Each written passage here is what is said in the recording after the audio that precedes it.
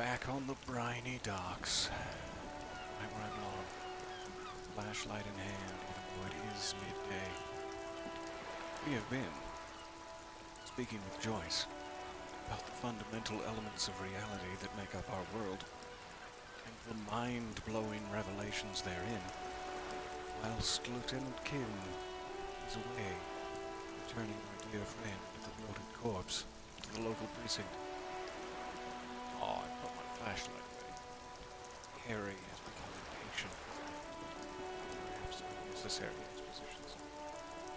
It's understandable. So we still have the remainder of the day without Kim, in which we should probably not investigate the case too much further. I still need to remember and keep it in the back of my head, which is ironic under the circumstances, that there was something about the bullet that we needed to fill in. Till then, we can continue to talk to Joyce about reality if there are any dialogue options left. We can review old case files. We can talk to people who are seemingly, I'll say, unrelated to the case, though I'm sure just about everything is related to the case at this point. So let us launch back into Joyce's dialogue tree, purely because I so enjoy spending time with her. You're back. Good. What can I help you with? Not an umbrella, I hope. I don't need one myself, you see. She pats her wet raincoat. Golly gee, I sure could use a coat like that. This rain is freezing. Neither do I. Pat your similarly wet cloak. Hello, hello. Nice to see you there. Or as Mrs. Doubtfire would say, more appropriately, hello! Based on the number of O's. Okay, so I can admire her coat, which maybe she would find flattering, but she's already given me $130. I don't want to continue to be like, and the shirt off your back, madam. I am a leech. So I'll just commiserate. Look at my cloak. Isn't it fine? Would you like me to do a spin for you? Very rugged. Good choice. Now, I suspect you had questions. Nothing like talking to pass a rainy day. Am I right? That's exactly what I'm trying to do. So, the fact that we've talked to Everard Clare, I assume the whole union versus corporate representative discussion is more directly tied to the case. I'm thinking we might want to wait for Kim to be back around for that sort of thing. We've talked to her about just about everything else, it seems, except for the rather obvious, hey, you're on a boat. So let's knock that out. Why, yes I am. She looks at the deck under her feet. Green and white sails flutter overhead gorgeously. There's not a lot of people on boats, are there? Well, there's sailors, I guess. Does the boat have a name? Do you have a license for this boat? Official police business, ma'am. Probably shouldn't go down that route unless I find my badge. Does your boat have a name? The boat? No. It is called Cordelati 19 because that's the type of sloop it is. Because it's a lady. The word great. "it" feels strange. Such a beautiful boat deserves a proper name. All right, what kind of boat is it? It's a pleasure craft. A 19 pacer. It also happens to be rated for Category 1 racing.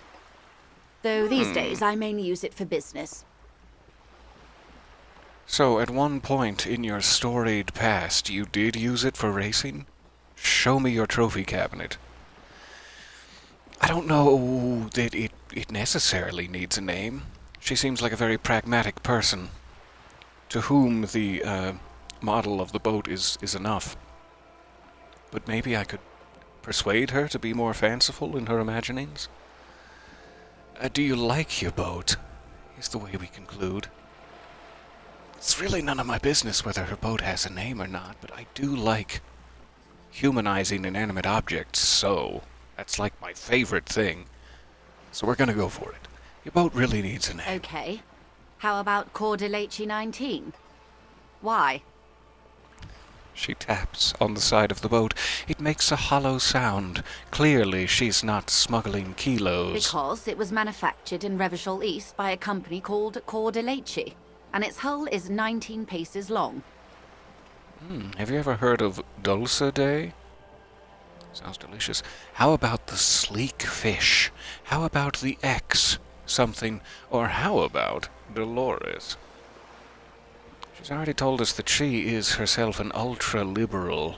Is Dolores Day a moralist? Would that be competing ideals? And she'd be like, ugh. Or was Dolores Day also tied to the birth of the ultra-liberal movement? My political knowledge is failing me in this moment. Sleek fish is a little plain, and X something is just not specific enough. So how about Dolores? It's cute. Why Dolores?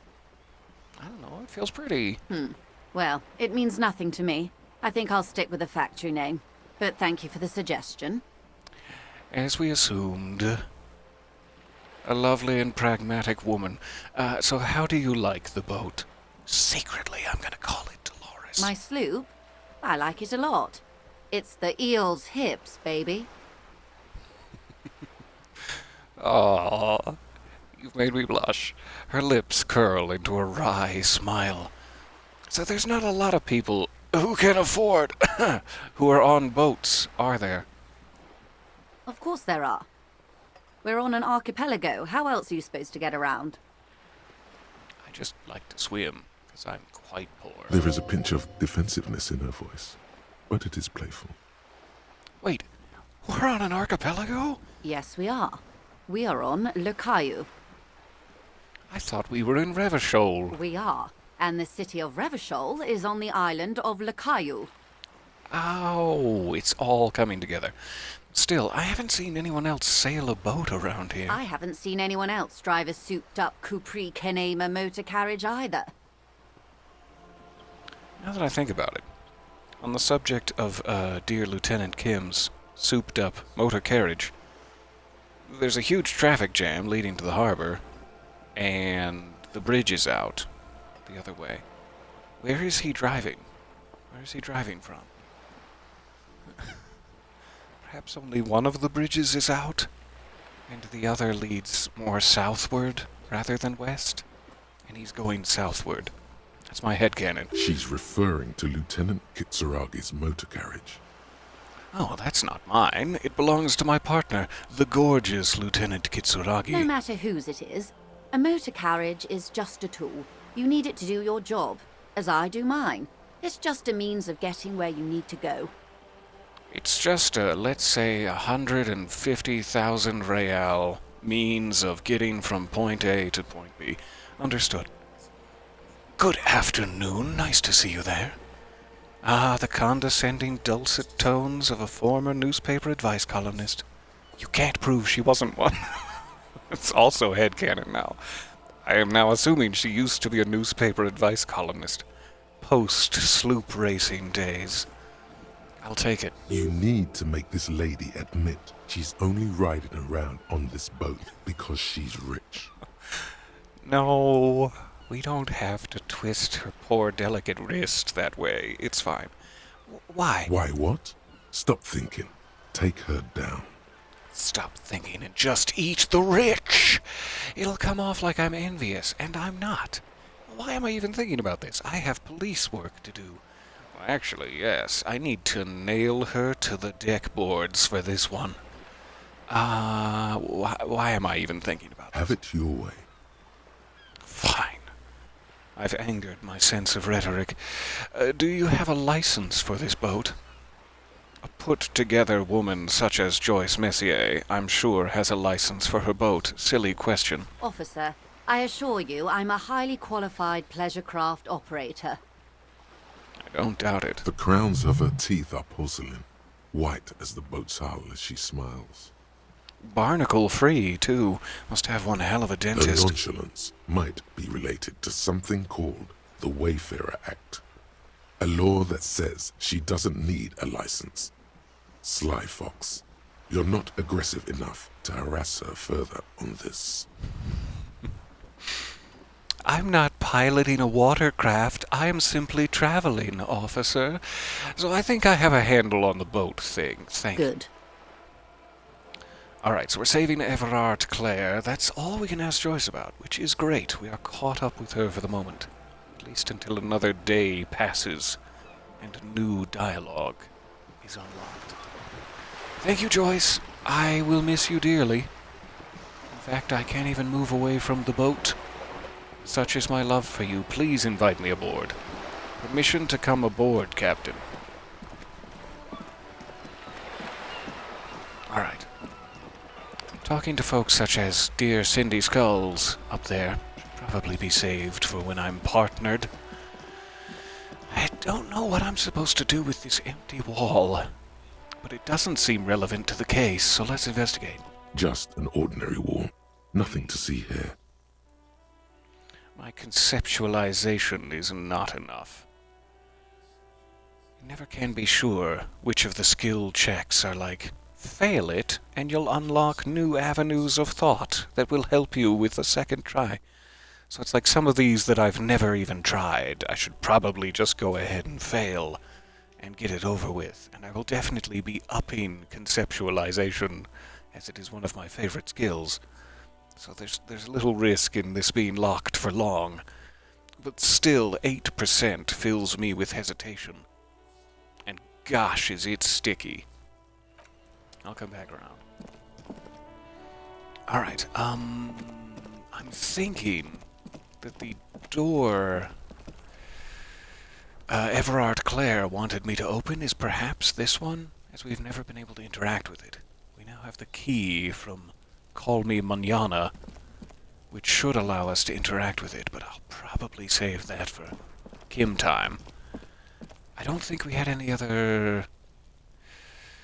Oh, shoot, I've just realized. My memory reaches back to the first day where I agreed with Lieutenant Kim that we would meet here on the balcony at 9 o'clock on day 2 to attempt to contact Martin Martinez. Insert real name here.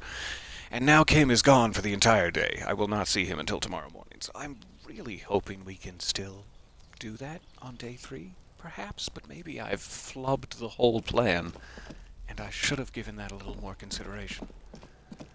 We could have lugged the body to the freezer if it's going to lock us out of other things, but oh well. C'est la vie. So I have my damaged ledger full of past case files. That might be the best way to spend the rest of the afternoon. I did want to ask these two ex-military gentlemen about the caliber of the bullet. Again, that should probably be saved for when Kim is back in town. The lieutenant is back in town. So I have a pocket full of postcards, which we could sell to the pawn shop. What's this? Plastic-wrapped macaronis stamped with humanitarian aid. Why are you selling the humanitarian aid? Shouldn't this be going to the hungry kunos of the world? This says humanitarian aid, tuna fish, not for resale. Sir, where did you come across this humanitarian aid, if you don't mind me asking? We do have like a rummage option in here. A skill check. You keep coming back. That's good, officer. Keep browsing those clothes. Keep saving that economy. Like that he's all about saving the economy, and yet he's stealing humanitarian aid to do it.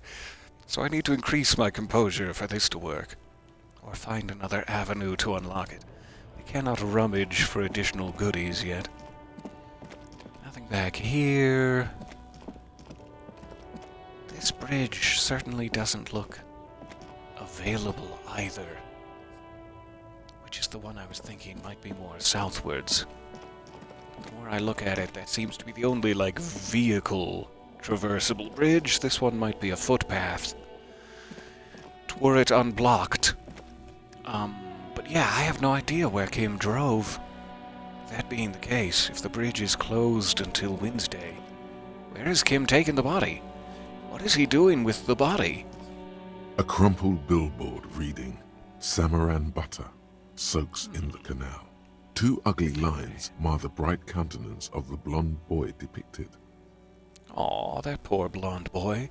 Very high chance of reconstructing the scene here. And without Kim around to make fun of me when it inevitably turns out to be me that crashed into the sign. All for the best. So what is Samaran butter? Whatever it is, the boy on the billboard seems very happy about it. Delicious. Goat milk butter. The Samaran terrain makes it easier to raise goats than cows, and the local goat farmers produce high-quality meat and dairy staples that add variety to other nations' diets. Dairy staples sound very sharp. It's an acquired taste. Tastes of udders. Gotcha. Nothing to see here. Let me give it a quick save, in case I have a heart attack. And then... A crumpled billboard. What happened here? Samaran butter. Judging by the size of the impact and the parallel lines of burnt rubber, the cause was probably a motor vehicle. That visual calculus skill. What a treat. So not only did I crash into the sign, I leapt the pawn shop in my motor carriage, or somebody did. I'm just assuming it's me, because I have a knack for disaster. At every turn. Look at the crater. Side slip marks indicated that the vehicle was traveling up the crater at 35 kilometers an hour. Right up the crater. What about the roof of the shack? The black marks on the roof indicate that the vehicle vaulted from the crater to the roof of the shack. And the sloping metal roof panel? The panel served as a takeoff ramp. Whee! Stunt jump completed. Look at the broken posts. The vehicle soared through the air, hitting the billboard and upsetting the posts. Then it continued its flight, taking the billboard with it. Well, you've upset the posts and the sign itself. The sign broke the vehicle's fall into the canal. The And Samaran butter billboard still looks freshly painted, suggesting it took the plunge recently. perhaps 3 days ago, would you say? Within the past 72 hours. Oh no. Perhaps just before I woke up. Look at the opposite bank. Still speeding, the vehicle made a loop and vanished into the fog along the coast. Very surprised it actually made it across the gap in drivable condition. What was the model of this phantom vehicle? There are two good candidates, the Caprice 40 and the Linear G22. Tell me about It's them. about the right size, and the tire marks look like they came from the skinny tires frequently found on that motor carriage. The Caprice 40 is a very popular model, with bank clerks, topping pie delivery drivers, secondary school teachers, cops, strippers dressed as cops, undressed strippers. So it's either a bank clerk or a nude stripper post-stripping that has caused this accident. Got it. I could fill both of those roles. Let's be honest. I can rip off this mesh t-shirt any old time, baby. Very sturdy but light motor carriage. More likely than most to survive that jump. The Linear G22 is not a particularly popular model due to its peculiar proportions, which the manufacturer's design team probably thought about for too long. Oh, I know how that goes. You start developing a motor carriage and then you get carried away. What now? You'd have to follow the tracks to be sure. I can't do that until Wednesday. What now? Blink and leave. I love that visual calculus. Absolutely gorgeous. Gorgeous skill you have there, Dick Mullen. Okay, that was some good information. Especially that the motor carriage is still on the other side of the river and not at the very bottom of it. Tee-hee, if you'll pardon me. While we're here, let's speak with the pawn shop owner once more. Doot, doot, doot. I am wasting so many flashlight batteries. It is so nice to see you there. Hello, hello. What about the nude stripper cops? That's a definite possibility. Cops that were once dressed as strippers, but no longer. It's all coming together. I don't recall Wow, this. a very large red t-shirt with an impressive print stands out from the other garb. Oh, yeah? Oh yeah, the print depicts a muscled man striding toward you, a giant sword in each hand, encircled by burning embers. Behind him is a cluster of cabins engulfed in flames. Beneath him are the words, Hjelmdal burning. Not from the children's camp. They're cabins. They're poor little bunk beds all fused together from the heat. Sniff the t-shirt? What? Why would that be your number one priority, detective? That's a rad Man from Hjelmdal t-shirt you've got there. How much are you selling it for? It is rad. Let's come. Hell yeah, man. I don't usually carry printed tees, but this one was just pure exemplar. Oh, tell me about it. You must be a serious Man from Hjelmdal fan. A fan? No, I wouldn't go that far. But I do think the Hjelmdalaman saga is an integral part of our shared reality. Explain. Most people don't think that the man from Hjelmdal really existed, but they're wrong. You think that the Man from Hjelmdal was real? I mean, even if the man from Hjelmdal didn't exist before the adventure novels, the stories have made it so that he has. It's simple, really. We've manifested this burly, nipped example of manhood into our reality, you mean? Say more. Please say more. It's simply a matter of recognizing that cause and effect work in both directions. How do you think he gets his nips so burly? Is it tiny weights?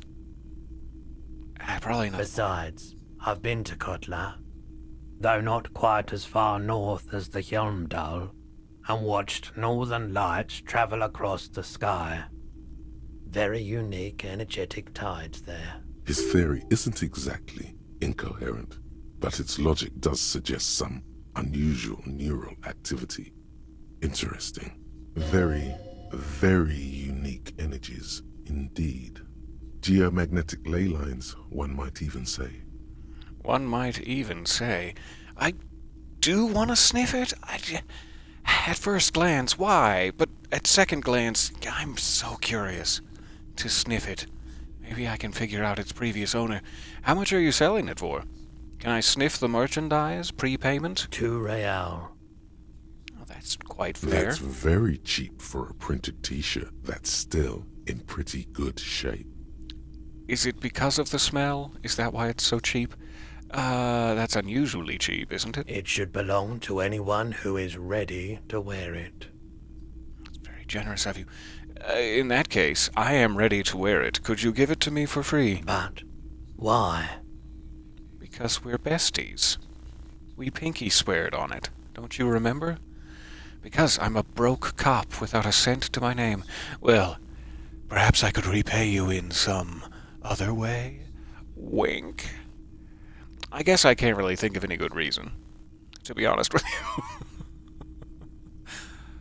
It's not technically true that I don't have a single cent to my name. I've got like $9 to my name. Sans rent money. But I could do you some favors. Not what you're thinking.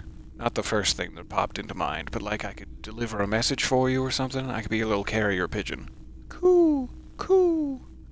Sorry, that was a mourning dove. I deal in goods, not services. Okay, fair enough.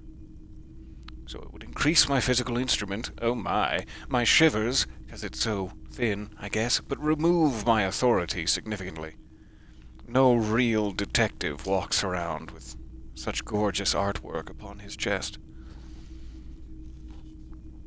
Interesting. I can always use more options for passing skill checks, and $2 is fair. I'm tempted. Let's sniff it first. Smells like worn cotton.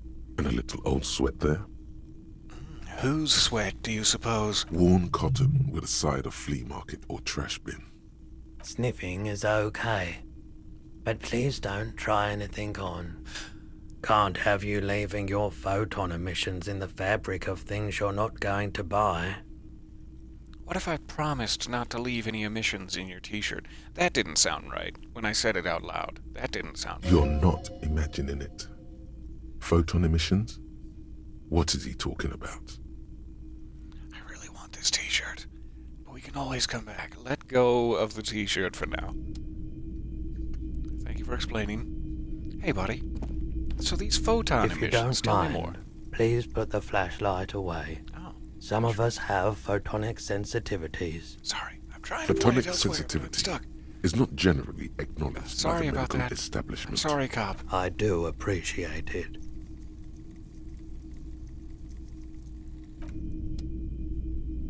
Alright, point it away from him. He's in desperate pain.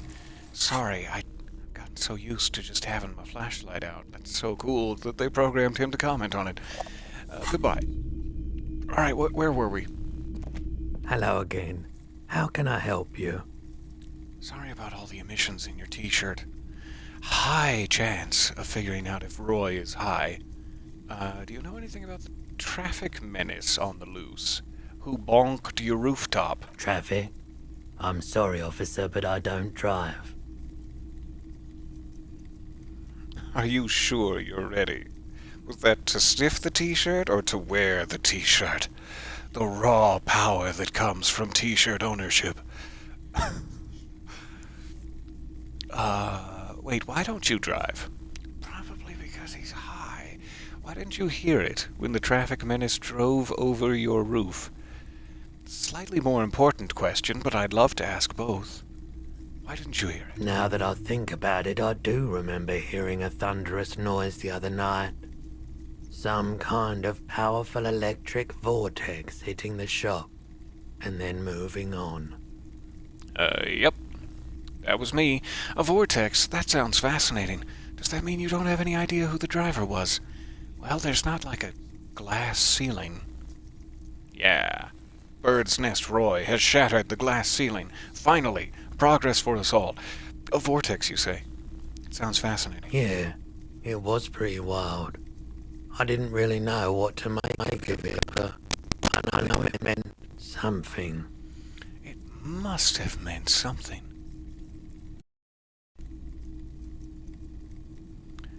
You stop that with your poppies. We're not in the opium trade. Saving it again. Try our electrochemistry Hello check. again. How can I help you? Feeling warm and enthralled by the movement of light, while the mind continues to race forward. Lucky bastard. He's probably on Pyrrolidon. It's tough to come by on the street. Pyrrolidon. A Tell me drug more. developed by the military to treat and prevent radiation sickness. It has psychedelic side effects, and it makes your eyes turn yellow. Hence the glasses. Is it just me, or is it really warm in here? Sir, could you take off your sunglasses? I'd like to check your eyes. That seems a bit forward. Get straight to the point. So where does a man get Pyrrolidon these days? Help me out. I doubt he'll want to share that information with a policeman, but it is a policeman who stumbled in a drunken stupor and pawned his own gun several days ago, so maybe he'd be more understanding. I don't know what it means, what this means. Is it just me, or is it really warm in here? Look around. What is that hinting at? I don't feel like asking him to take off his sunglasses. That seems rude. So let's figure this out. Is it really warm I in try here? to keep the shop at a comfortable temperature. There's a note of indignation in his voice. Interesting. Those triangle patches on his vest, you have a feeling they mean something, like they're similar to the halogen rectangle on your jacket. Say, friend, what's with them triangles on your vest? I was with the Emergency Relief Brigade. You know, after the People's Pile disaster. I don't suppose you were in charge of any humanitarian macaroni? Had to take Perolidon for radiation sickness. That's what you were hinting at just now, wasn't it? It seems to be. He's yes. taken for mental and emotional, not physical pain these days. Tell me more about the people's piles. A bad idea. Some poor leftist built a particle decay generator in hopes of bringing affordable electricity to underserved communities. It malfunctioned. Radioactive waste everywhere. Probably some of it in you too. Oh, it'd have to be if it's everywhere. You macaronitarian. I love it. Tell me more about this emergency relief brigade you were a part of. Did it feel very relieving when it We happened? were an all-volunteer force. Self-organized. Tried to help the fire brigades contain the spill. On the patch, gamma radiation lines crossed with a red drop of blood. I lived by the river since I was a small boy. The Esperance. Didn't have the art to let it all go to shit without trying to do something to help out. Oh, Roy. May I hug you? There wasn't much the volunteer force could do, however. We wasted years in the river mud. Years getting sick. He looks at the spiraling light and stops. It must have been tough, radioactive cleanup. How did you end up running a pawn shop? Hopefully we can get to both of them. It must have been tough, radioactive. There's a reason why everyone's tried to forget any of it ever happened. And why no one has tried to repair or replace the pile. So much disappointment. And early deaths. Cancer mostly. And we knew all that was coming even as we were cleaning up as best we could. Whose fault was it that the generator failed? No one's. Everyone's. He sighs and shakes his So head. much bitterness. A bunch of poor people built themselves a primitive nuclear reactor, hoping for the best. What do you think is going to happen? Clean energy for the entire town. That would be my hope. But what I think was going to happen is everyone got cancer from the river mud. And I'm real sad about it. How did you end up running a pawn The shop? cleanup happened 15 years ago. I was young then.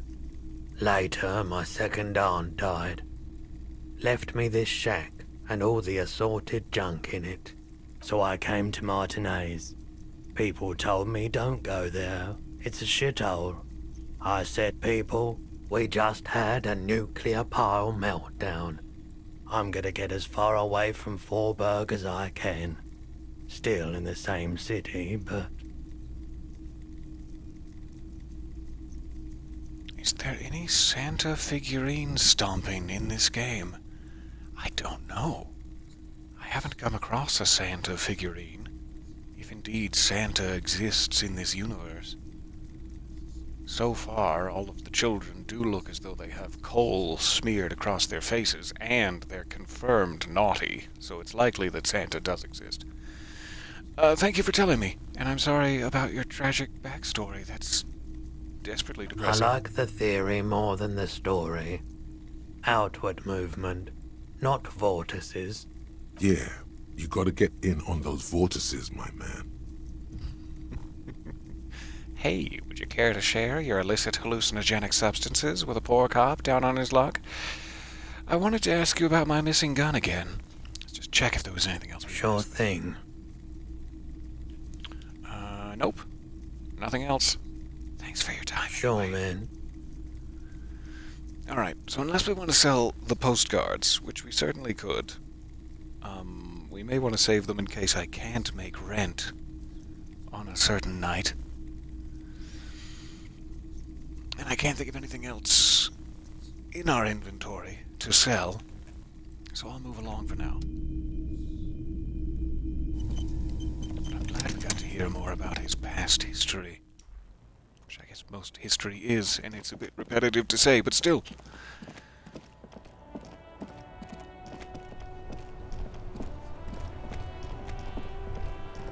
Getting closer towards the end of the day, I do I have any thoughts active still?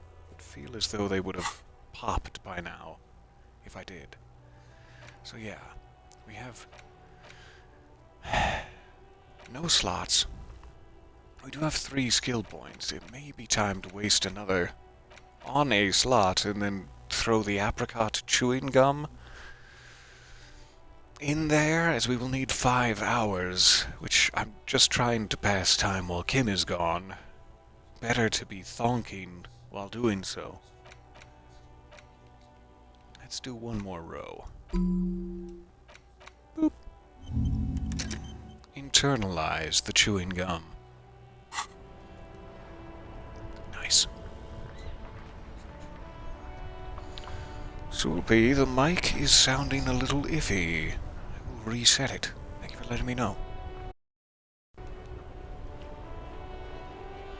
Though it may just be that my mic is sounding a little iffy.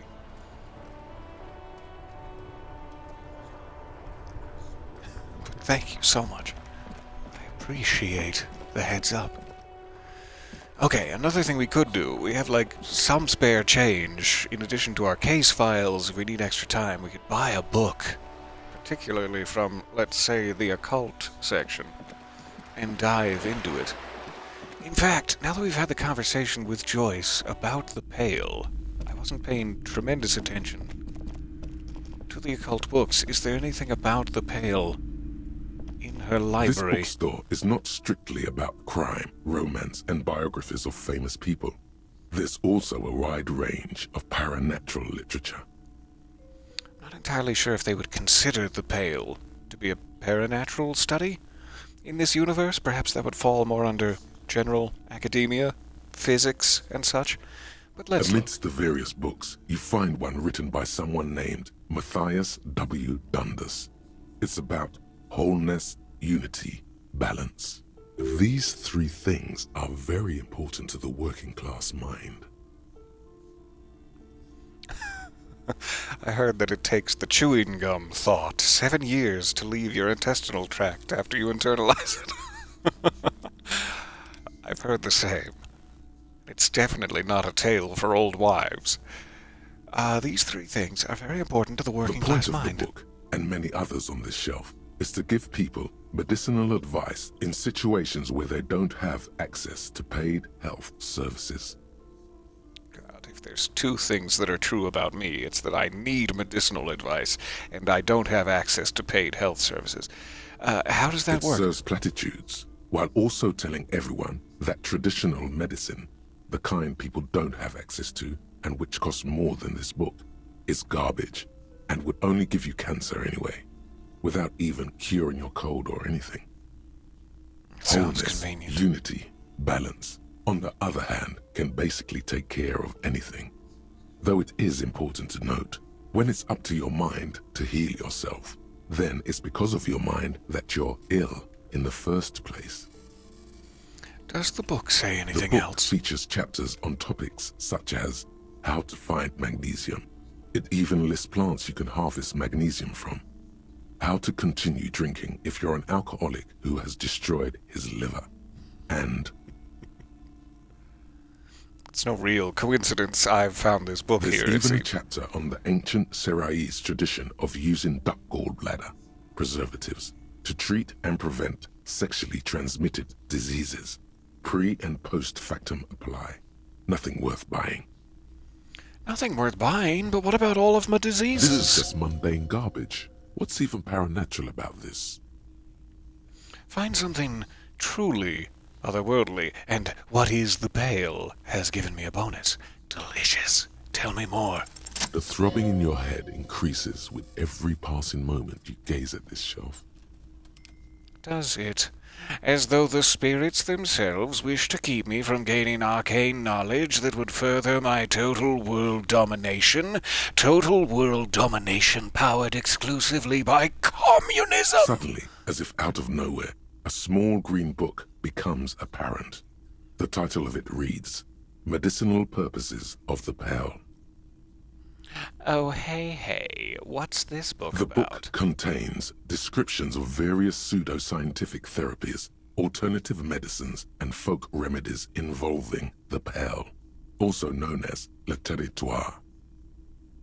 Le territoire. For example, it recommends vigorously swatting one's naked body with a venik or hand broom, made from the leafy twigs of a young birch tree from the near Pale. I'm in. It sounds It invigorating. is, and good for the circulation too. What It else? also recommends consuming distilled spirits like vodka or whiskey that have been aged in the Pale. Readers are instructed to cover these jars in a shallow hole just inside the Pale and leave them there for 30 to 60 days, depending on the potency desired. And what does this pale aged liquor Among do? other benefits, it is alleged to restore a damaged liver to perfect health. Ah, could be helpful. Hey, easy there, Krasmazov. We all know how the revolution ended. But the communism! I will dominate! That seems improbable. I should probably get my hands on some of that. What else is in there?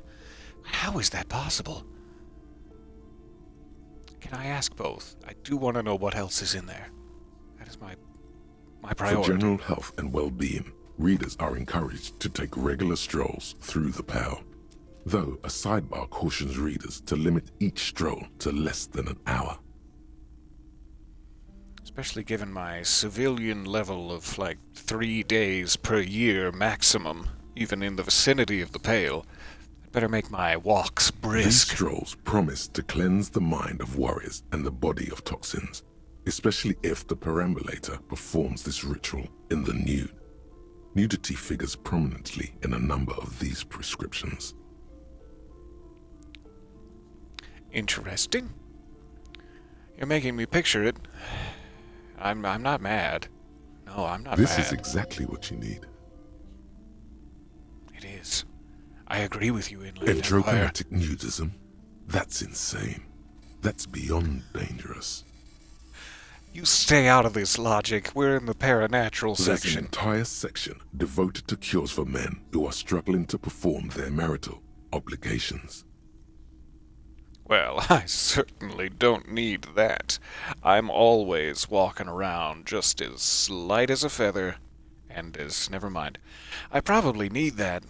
Let's be honest. Excuse me, sir. I believe you've been perusing that particular volume long enough. If you'd like to continue reading, I must insist you buy it. But it was just getting turgid. I mean, it was just getting good. $4.20. That'll be half of my loose spending money, but it does involve the Pale, which is currently my most fascinating point of research, beyond, who I am as a person. So I'm gonna buy it. Thank you, Plaisance. Something about that book does seem to have spoken to you. I know, right? It whispers into my eager butthole. I don't think I'm reading it correctly. I think I'm holding it Well, I wrong. hope it contains what you're looking for. All right, thank you. Do you mind if I sit here in one of your comfortable chairs and read it? I really don't want to have to go back to Everard Clare's office. Especially not if nudism is involved. Hey, Annette. How's you? Hello again, sir. Nice to see you. Doot, doot, doot. All right. So, I could rummage through case files, or we could dive right into the nudism of the Pale and begin to read that. I wonder how long, a book takes to read compared to a case file. Probably longer, I would assume. An hour or so. Let's find out. I'm gonna go in my room where it's warm so that I don't get the book soggy when it starts to downpour on us again. Quick save it here. There was some sort of skill Behind check the involving this dockworkers, window, wasn't a ceiling height window. there? The Oof. hawthorn branches scrape the glass like bony fingers. It is not time yet. Interesting that I get a bonus from seeing the mysterious door. I'm assuming they mean the cobalt one. Are these related things. And perhaps my chances will rise on day 3 and further. I'll return to that, thank you. I do want to squint at it, though. There's a little slide panel up there to let some air in. No need to open it in spring. It's still too cold outside. Revert your gaze from the bitter cold. Alright. I'm gonna be up in my room if anyone needs me.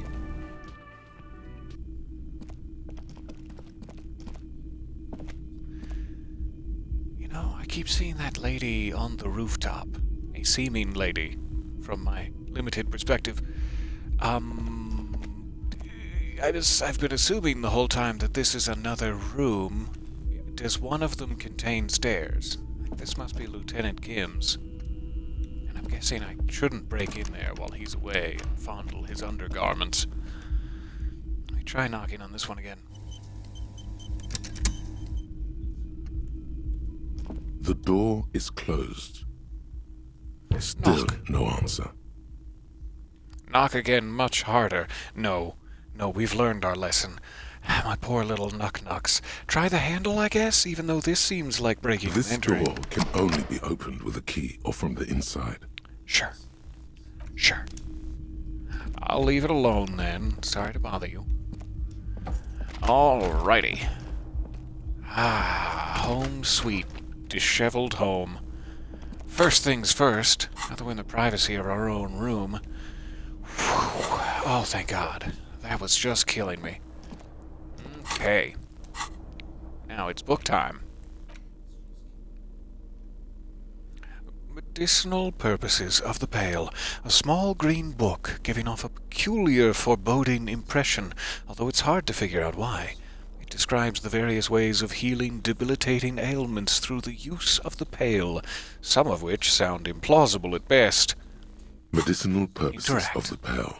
The cover of this heavy tome features a number of esoteric symbols. Open the book. Flipping through the book, you find a number of sections on the general benefits of the pale. A large pharmacopoeia makes up nearly half of the book. I just want some general health advice. No, dive right into the You come pharmacopoeia. across the following explanation.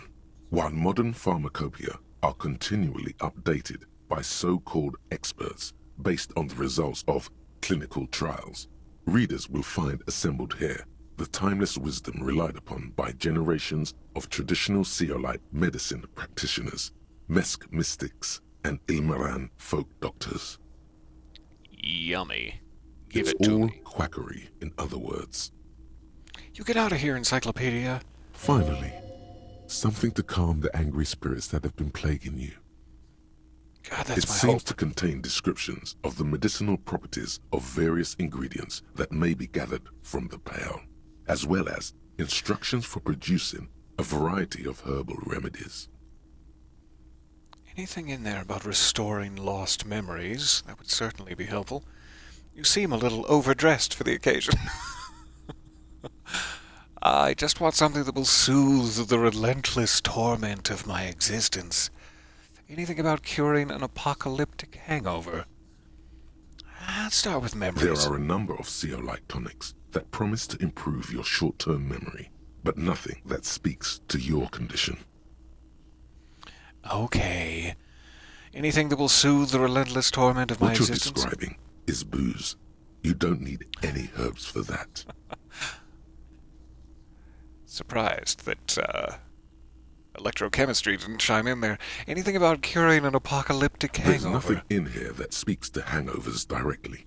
However, while browsing through the various descriptions, you become convinced that you could assemble something from the ingredients listed here. Want to give it a shot? I guess. Sure. What do you got? First, you need to choose a base ingredient. Ginger root. Always a strong choice. A sprig of fresh mint. A sprig of mint as a base ingredient seems like not enough.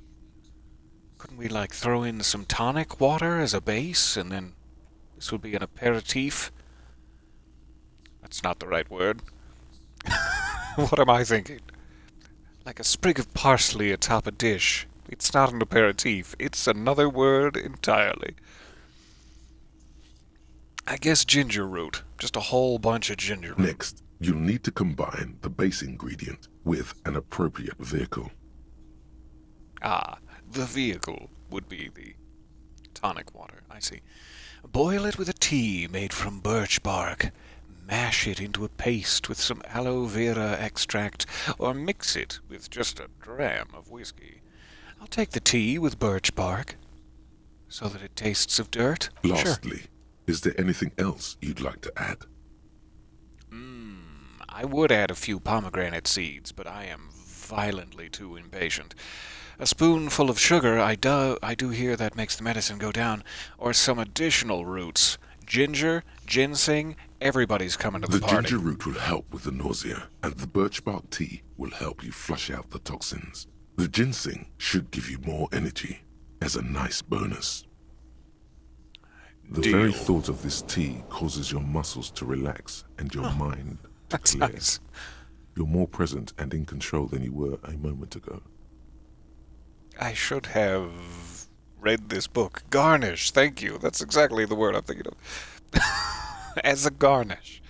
I don't know why that was not coming up from the depths of my file cabinets. I wish I had read the book when my morale was damaged. I am at full morale, so no real effect, but good to know. Could I savor the feeling a moment longer and waste it even more? Waste it even more than I already have. What am I doing pantsless in my own room if not savoring the feeling a A moment tingle longer? rushes down your spine, and you feel your toes uncurl. If only it could always be like this. All right, back Flipping to through basics. the book, you find a number of sections on the general benefits of... You come across the following. It's Check the all pharmacopoeia. finally.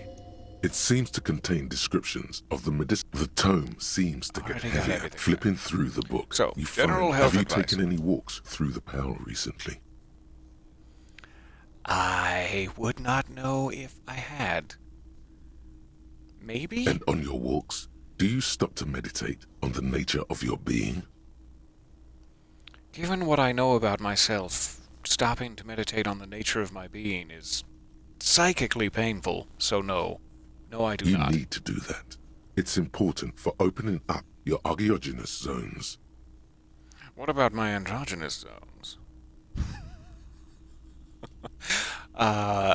Do explain. They're a series of psychic nodes located throughout your body. Unfortunately, the stresses of modern life often cause us to close off our archaeogenous zones, which can result in all manner of physical and psychic ailments. Not my erogenous zones, but my androgynous zones. You heard right. With enough garnish, you can savor anything. Now that's word to live by. That's the bartender's friend. Regular meditation in the Pearl, however, can help to open up these zones, permitting the free flow of psychic energy throughout the body.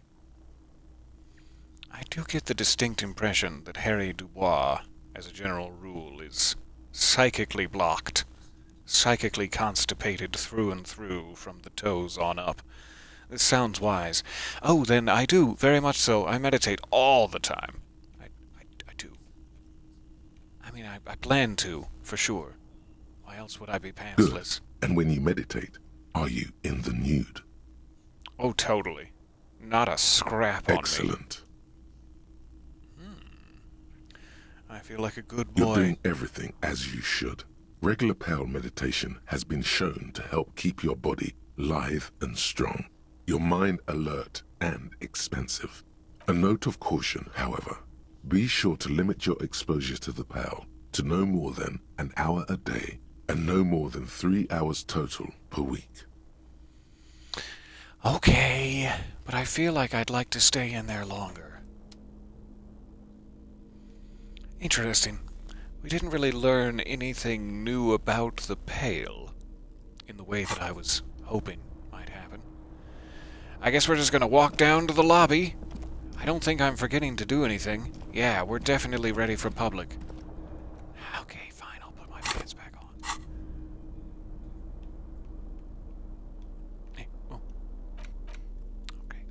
go from this side then. Thank you. Pants back on. Okay. Nothing else I can work with in here. I would still very much like to fix my window, but maybe it's just not important. From a role-playing sense, I feel very chilly. But I do like to sleep when I'm very chilly indeed.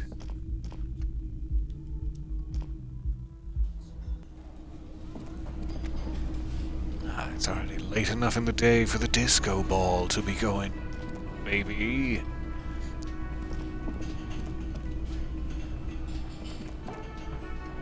I do not have any new information for Lena, the cryptozoologist's wife, but hopefully Wednesday, come Wednesday, I'll be able to explore further and follow the trail of Gary and Morrill.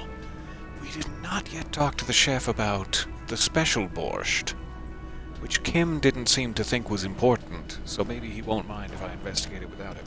The man ponders his cooking utensils and gives you a little nod, acknowledging your presence.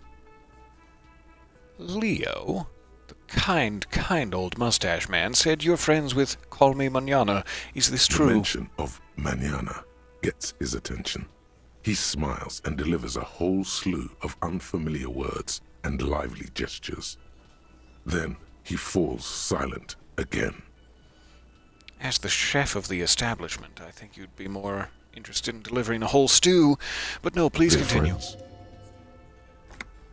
Okay, thanks, empathy.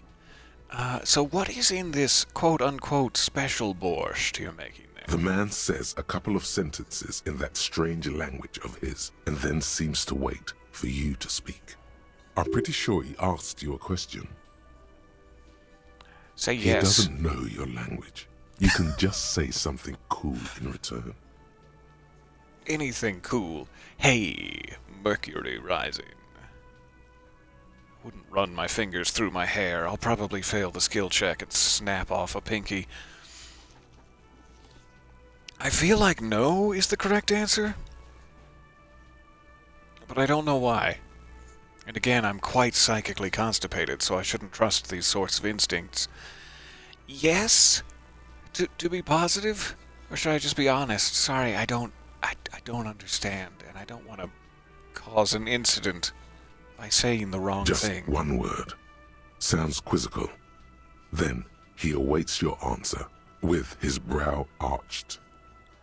Maybe it was just, would you like to taste my borscht? And that's a definite yes. That is Nod City, baby. Borscht need more vodka?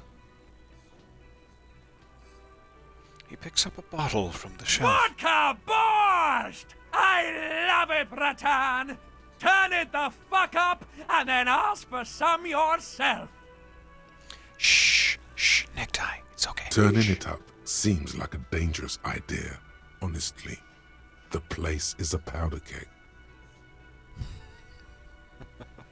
So I can decide whether or not everyone in the harbor gets spiked with vodka borscht. And I'm trying to think of a way that would help me.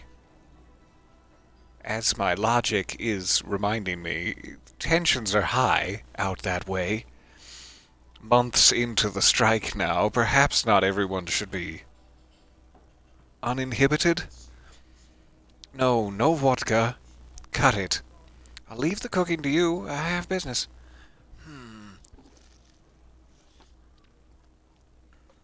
I don't know what effect this might have. I mean, he is in charge of his special borscht. I've lost the ability to speak. But again, this seems like it will only increase my brain's insistence that I finally commit to something, anything at all, and stop being such a centrist. No vodka. I'm making a The choice.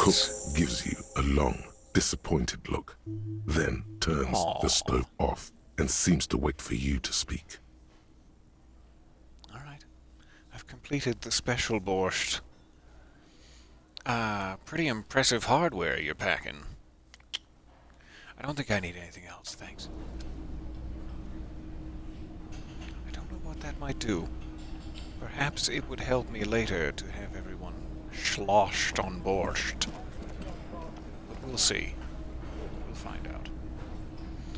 Okay, so if that window has something to do with the blue door, I will need to wait, assumedly days, before I can get in there, and I can stop violently searching for a key, if that is perhaps where the key is. What's that about Monica? I'm seeing out of the corner of my... Never mind. None of my business, really. Can I help you? Don't need a drink. Don't really need to pay my bill yet. But I mean, we could just get it out of the way so I know how much is left. Roughly $5.53, I must assume. Got the 20 real? Yeah. Like, obviously, I have to stay here for another night until Kim returns. So there's really no point in not going ahead and paying. But what if I get into a scrape? What if I get mugged, and they give me more money later, and then it's hardly worth thinking about until it happens. Here's your 20 real. Good. You got the room for the night, but remember, you'll need another 20 real tomorrow. Yeah, I know. Such is the crushing existence I've been forced into by my careless parents. Boinking the night away, without a thought for me, here in the cold future, penniless, destitute. I'm not bitter about it. No, I'm not bitter.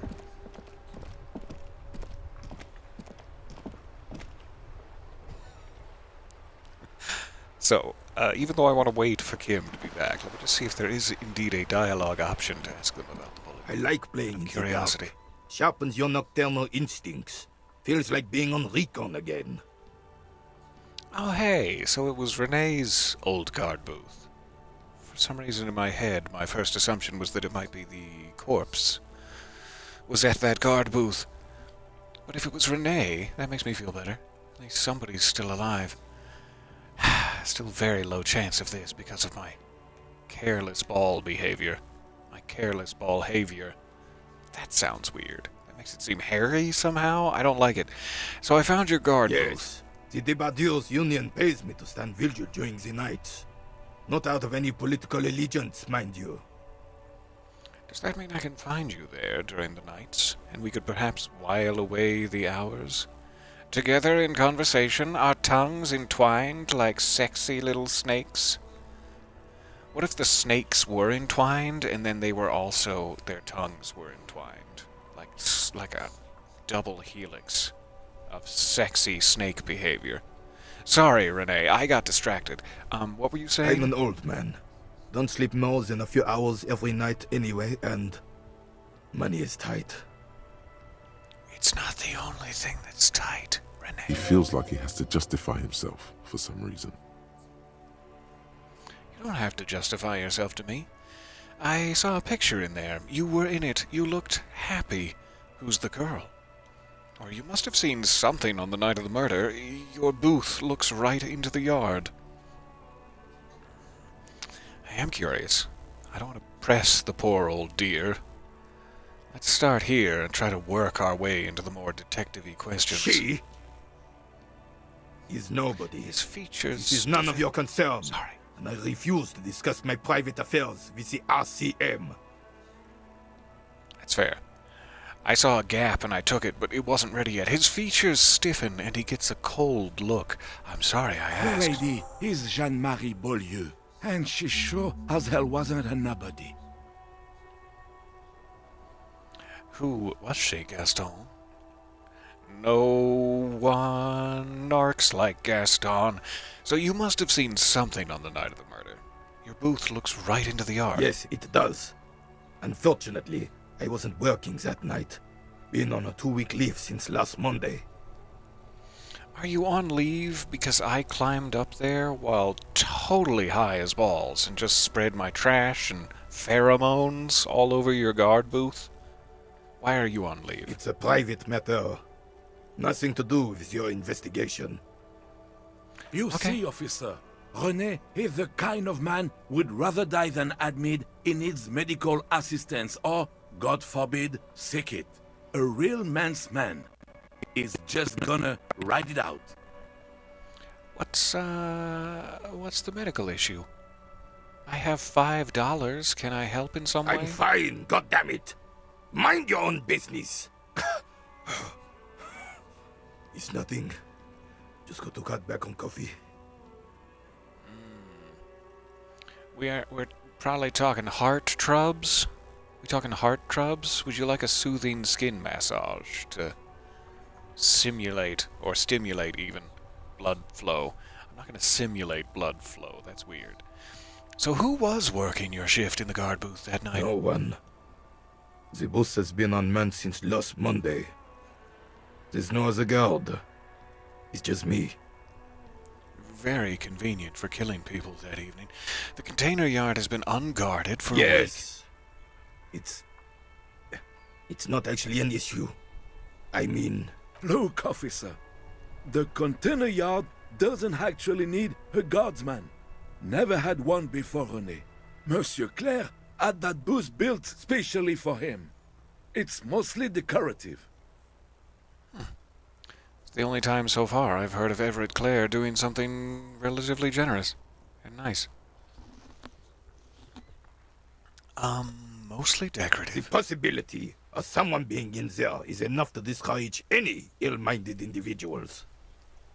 Evrard created this job for René because he knows the Royal Carabiniers' pension of honor and PTSD isn't something a man can live off. A decorated Kingsman collecting tear reflects bad on the whole neighborhood. His words. I'm actively holding a small bag filled with tear right now, as you say that. And just plummeting the property values with my very presence, so yeah, I understand. Everard gets it, big guys. Looking after the small, and everyone working together. I love it. There's a double meaning in that. Such dependency only weakens a man further. Do or die, there is no middle ground. Harsh? René is but one man. We need a program, get all the elderly back in the job market, keep folks motivated. Couldn't we just care for the elderly rather than get them all back in the job market? That seems... René should rent out his services, invest the profit, get few more guys, expand and repeat. Wage work is a dead end. Sounds very capitalist of me. There is absolutely nothing wrong with tear collecting. It's my side thing too. Proudly hold out the tear bag, as previously mentioned. I mean, I don't know if they would agree with that, but it is a nice sentiment that would at least make me feel better to vocalize. I don't necessarily know how René feels about the job. We haven't gone into those details, so me being like, oh, great, I'm glad you've got this gig, he might be like, oh, it is a pestilence upon my very being. I don't think we should put all the elderly in the job market, and I don't think he should create an empire of security guardsmen, a sort of black weather.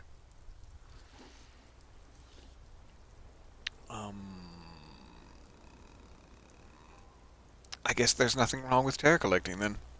I'll defend myself and my little bag. I'm gonna defend my little bag while they play with their balls. That got weird. I'm sorry. Oh, I didn't mean to imply there's something wrong with that. I do it too. Everyone does it. It's an excellent side thing. Everybody's doing it with their Yes, bag. yes. Can we conclude the topic of my guard booth now? Yes. Let's move the conversation back to your He is balls. not going to become an entrepreneur. All right. Let's never mention the girl again. Understood. Thank you. Yes. Like I said, it would be up anyway, so might as well keep an eye out. It keeps my senses sharp. Got another plus here from knowing about his job situation. It's only a matter of time until my composure soars. Thank you for your time. Arg, my back. They're pirates now. Arr. Up we go. Oh, it's so slippery. My boots are so smooth. Okay, It's getting later in the day. I think, like, once it gets to 2100 is when you can technically go to sleep. But we can stay up later. I don't think I have anything in my tear bag right now to drop off. I could open the door for Everard. Like, the whole thing being we're publicly seen supporting the Union and the Union leader by opening this door. We are his little crony boys. Maybe not having Kim with me would soften the blow somewhat. At least only one of those corrupt cops opened the door for the Union, and I would keep Lieutenant Kim out of it. So, like, maybe it would be good to do while he's gone, and then I can just fill him in on it later. But I don't know. I also don't know if, like, he said, just open the door and walk away. But it's like, I'm a detective. Obviously, I'm going to open the door, walk in, and just spray the place with my spittle as my horrific necktie shouts at me. And so, if we find something in the apartment related to the case, I would want Kim there with me. So it's like, maybe opening the door would be better served as a solo task. But investigating the room itself may be better with him. Or perhaps I'm just overthinking it and spiraling slowly into madness.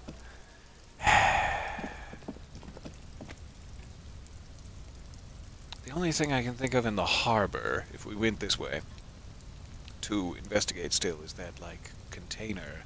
And I'm assuming similar to the window in the whirling, several days need to pass before I even have a slight chance at that skill check. So there's no real point in going back to the harbor. I would need to get to the backyard to get to the apartment door.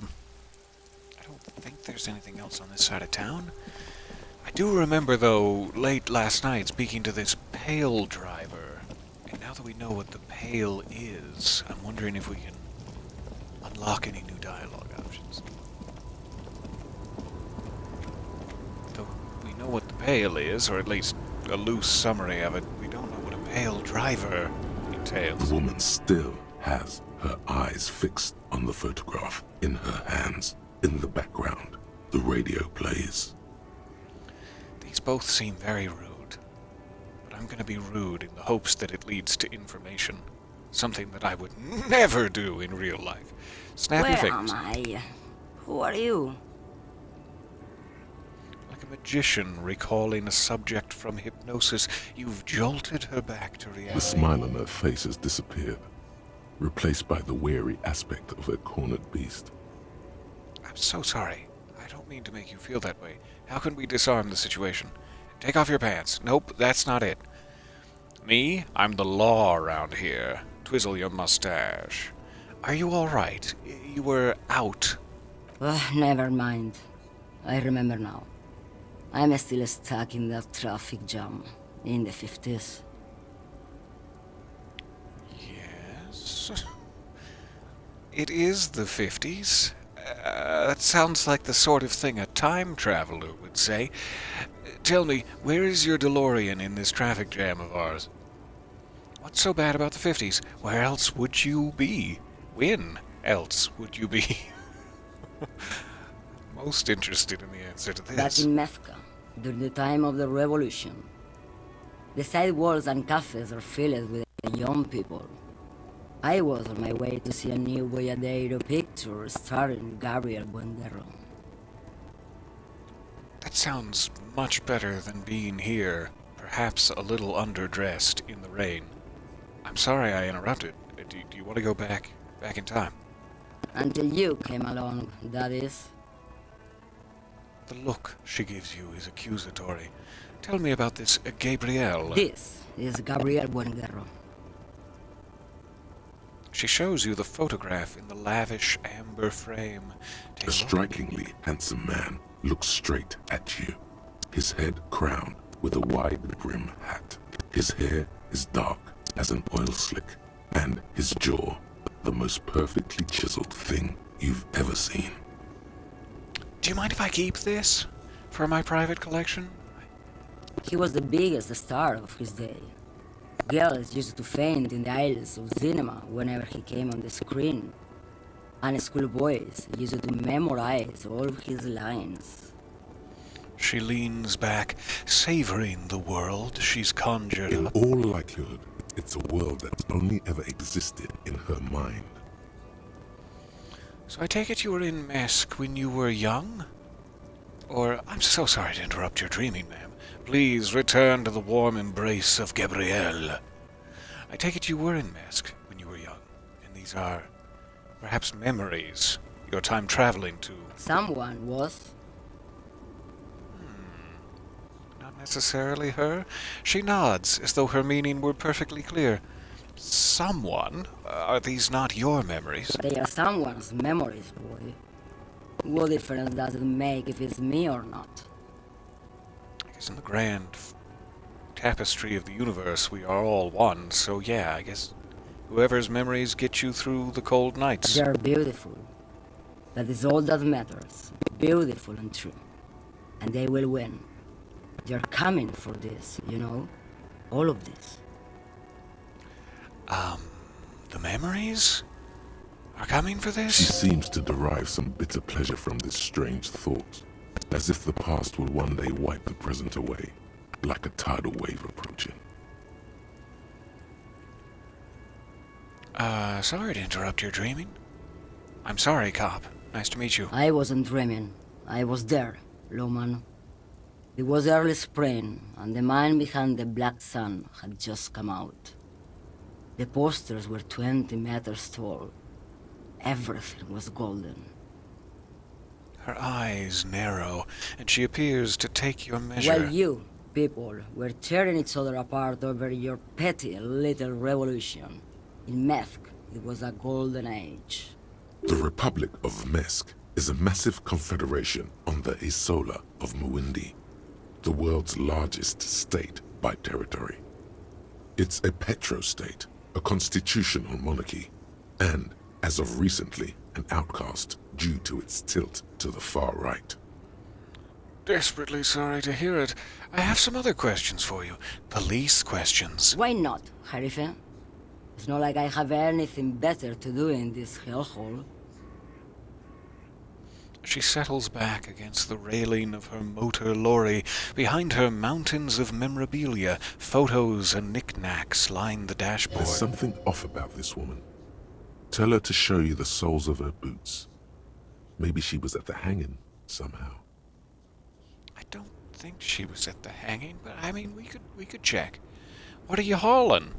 I still don't really understand this whole boyadero thing. Before I came, you seemed away. Show me the soles of your boots for communism. What are you hauling? Diamonds. Really? Of course not. Aw. But wouldn't it be marvelous if I was? I mean, literally the first thought that jumped into my head, due to some recent financial troubles I've been having and a desperate lust for sunglasses, the first thought that jumped into my head was to instantly rob you when you said diamonds. So I don't know if it would be marvelous if you were, so much as it would be quite dangerous to be around scum like me if you were indeed holding diamonds. Sorry, that was a bit of an in-depth answer. What are you really hauling? Whatever stupid things they put in the lorry, I imagine. So you don't know what you're hauling in your own lorry. This is starting to sound like a euphemism. I quit concerning myself with that a long time ago. Besides, I don't drive the lorry for the cargo, if you know what I mean. What do you drive the lorry for? What if the cargo is contraband? I guess that makes sense. Minding your own business?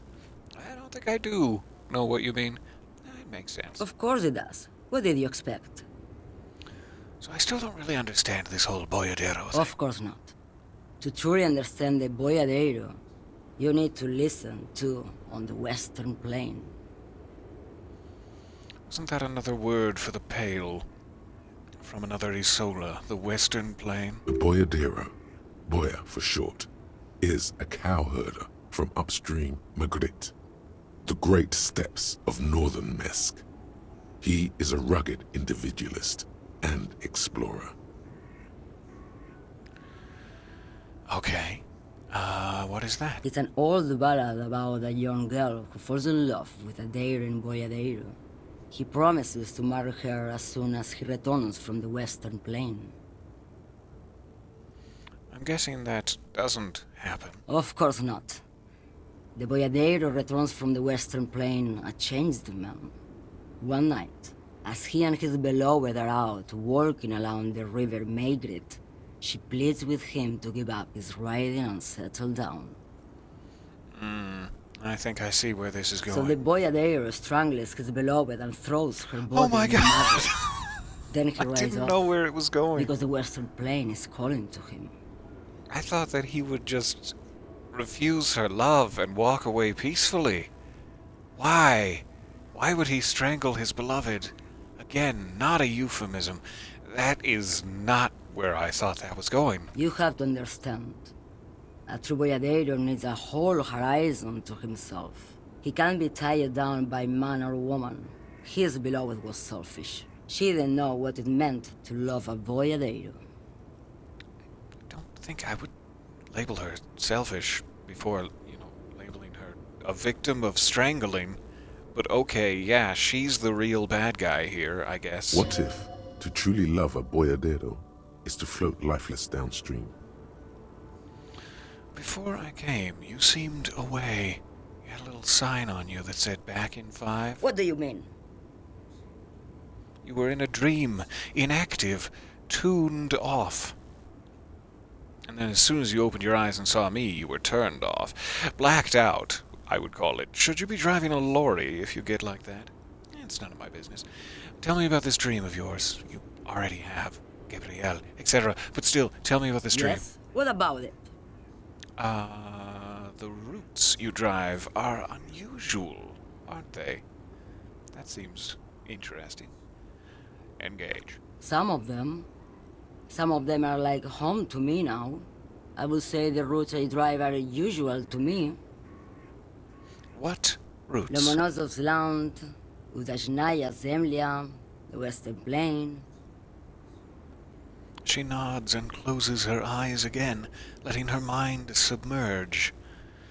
If I'm remembering right, and the Western Plain was another word for an area of the Pale, she is traversing through the Pale by lorry? Or does she load her lorry onto a boat and then traverse the Pale? The Transcatolia Magistral. You for 1A. Adestradas du Mirador. All the good ones.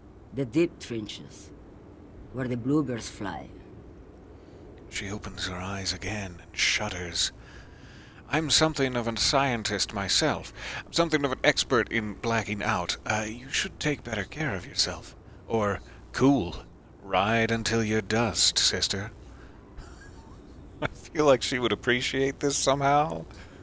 And it gives me some cool points and gets me in with the common working man. Although, given what we now know about her, she's anything but the common working man.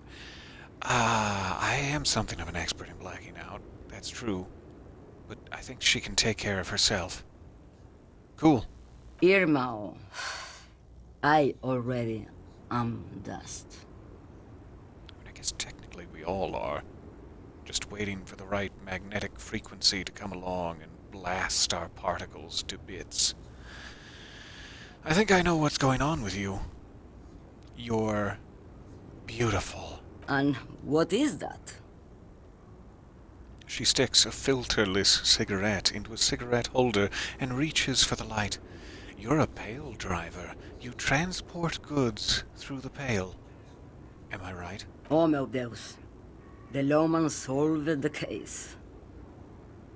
She lights the cigarette. A white cloud of smoke disappears into her gorgeous And mouth. here I was, thinking you were an idiot. So, are you? An idiot, I mean? Yes, ma'am. She breathes out, and the air tastes sweet. Well, would an idiot black out after a night of heavy drinking and lose all memory of the world? You tell me. I blacked out from sheer heartbreak and lost all memory of the world. Or I'm not an idiot. I'm a detective of the RCM. Don't you go around telling people that... So yeah, this is as best I know, it could indeed be from sheer heartbreak, as there's a mysterious source of white light in my memories that I desperately do not wish to return to, that speaks of a lost love, but it was after a night of heavy drinking, seemingly. Like Gabriel Buenguerro in Pergunte a Poeira. You're the opposite of me, then. I remember everything, even things I never knew. That is fascinating to me. Like, consistent exposure to the pale causes you to dream or daydream in the memories of other people?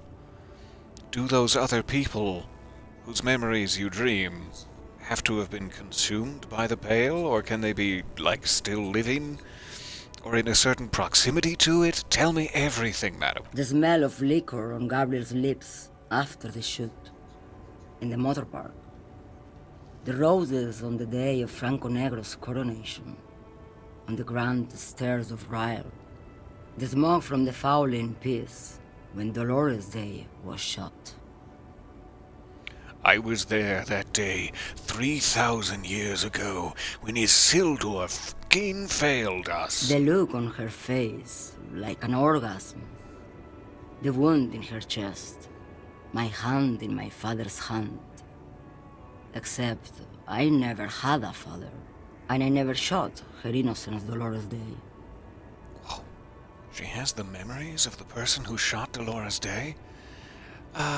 Over radiation, is it? Heroic doses, Harvey. Heroic. Ah, yes, heroic over radiation. Is it dangerous? Thought insertion? Dithering? The Grad Catalan Magistral? It's more than dangerous. It's sad. But at first I had to make a living. Now, when you've seen it all go away like that, rolling off like the sea, and then come back to this? She gestures at the square, the broken horse monument, the clanging of machines in the distance. I have a thought, bubbling, and I'm pressing A upon the bubble. There's like restrictions, obviously. This does seem a little dangerous, and judging by the state of her hair, I'm not entirely sure how old she is, but it seems like the traversal through the pale has affected her, and maybe it's just gorgeous. Gorgeous white-hairedness, but it kind of feels like a sense of early decay, or whatever the appropriate word would be for it. So obviously there are dangers inherent in pale travel. But would the government, since she has memories of like a major political event and assassination, would the government put limits on civilians' traversal through the pale, like only 3 days per year, specifically to keep them from having memories of important past events? Because what if there was some state secret that you, as the assassin of Dolores Day, had privy to 50 years in the future, purely due to pale traversal? That's my wild conspiracy theory. Continue, please. What are we doing here? For thousands of years, Gabriel.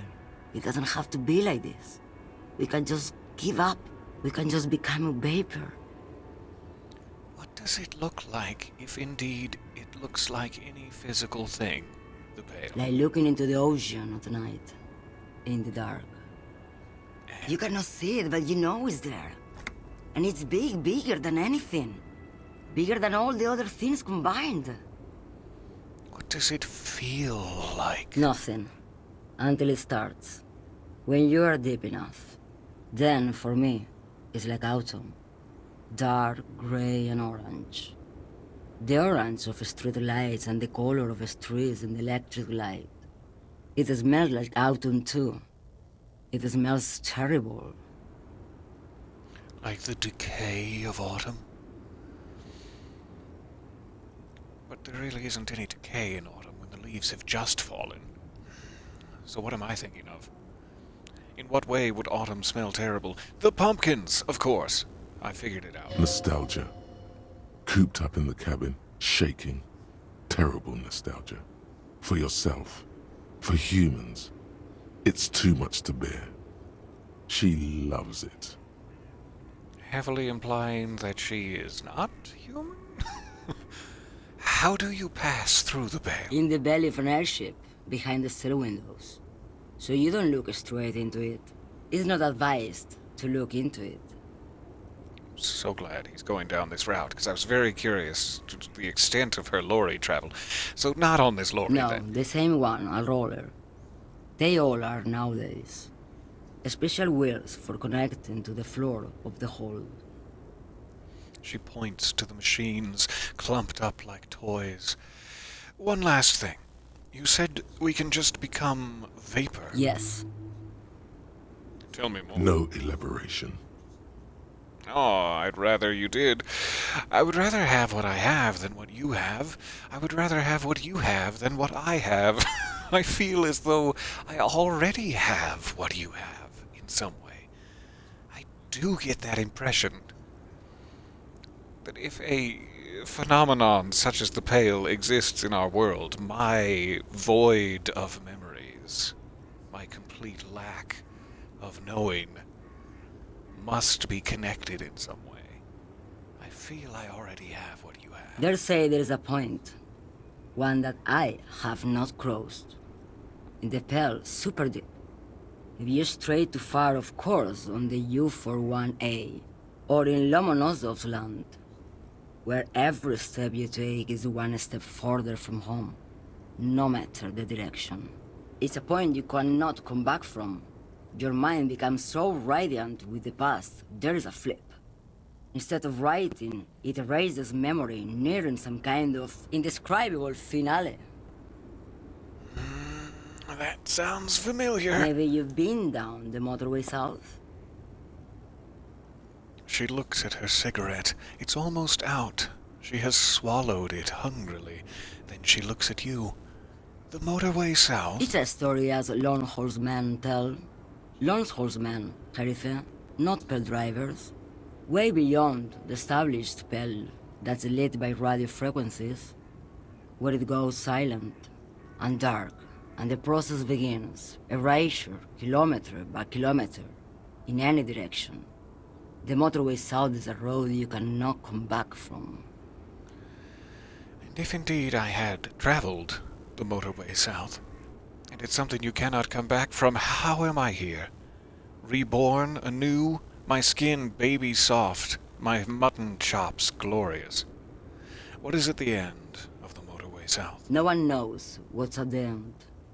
I've only glimpsed the beginning. Sorry, again. I misassumed. She takes the cigarette out of the cigarette holder and extinguishes it. I've only felt it in the distance, when I was a child.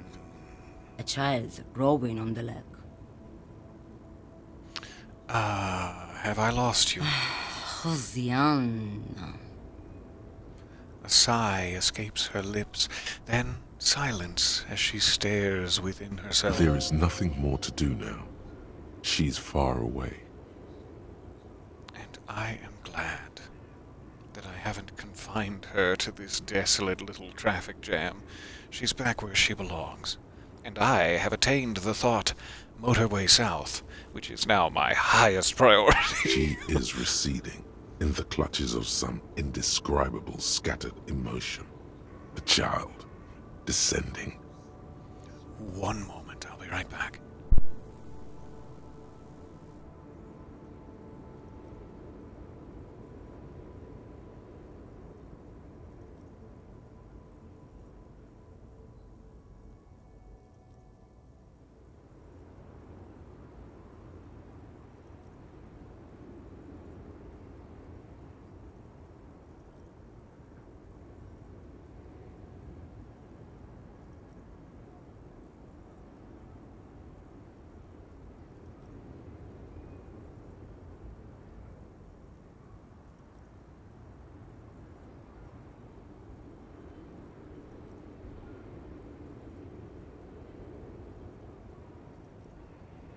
Alright, so sorry. That was easily the most fascinating conversation we've had, though possibly.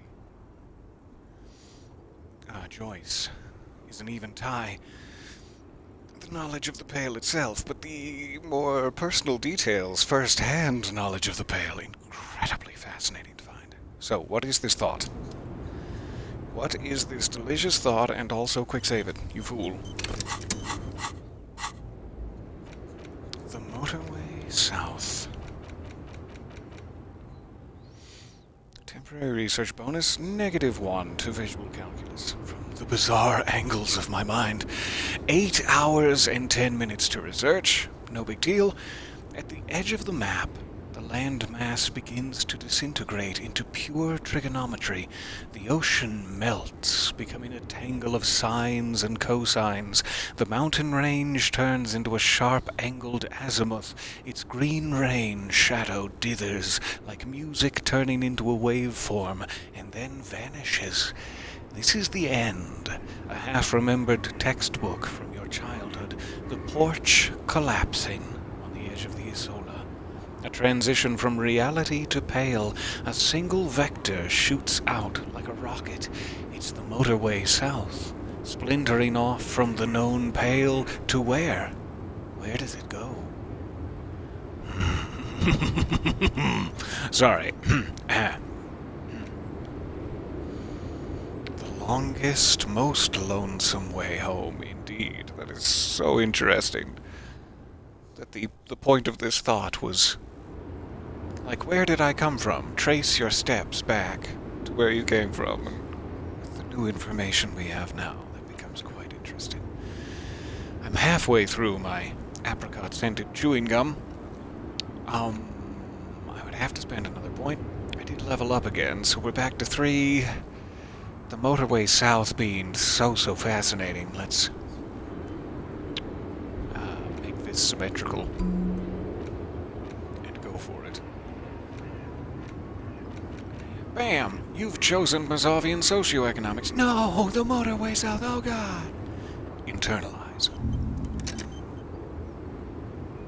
8 hours from now. I'm assuming that will have to be waking hours. But it has, I probably should have thought, limited my visual calculus. So maybe halfway through the day tomorrow we'll start recreating murder scenes again, because I'll be at quite a disadvantage. Until then, but that's fine. Alright, we still have to kill an hour at least before we can awake tomorrow in the arms of Lieutenant Kim. I'm gonna quick save it again now that we have that thought. Internalized. Any other potentially passable skill checks I could give a try to now? None that I'm remembering. I forget what the relevant skill to the discussion I need to have with the Hardley boys is. Let's briefly stop in and double check. Looks like the circus left town, but the clowns are still here.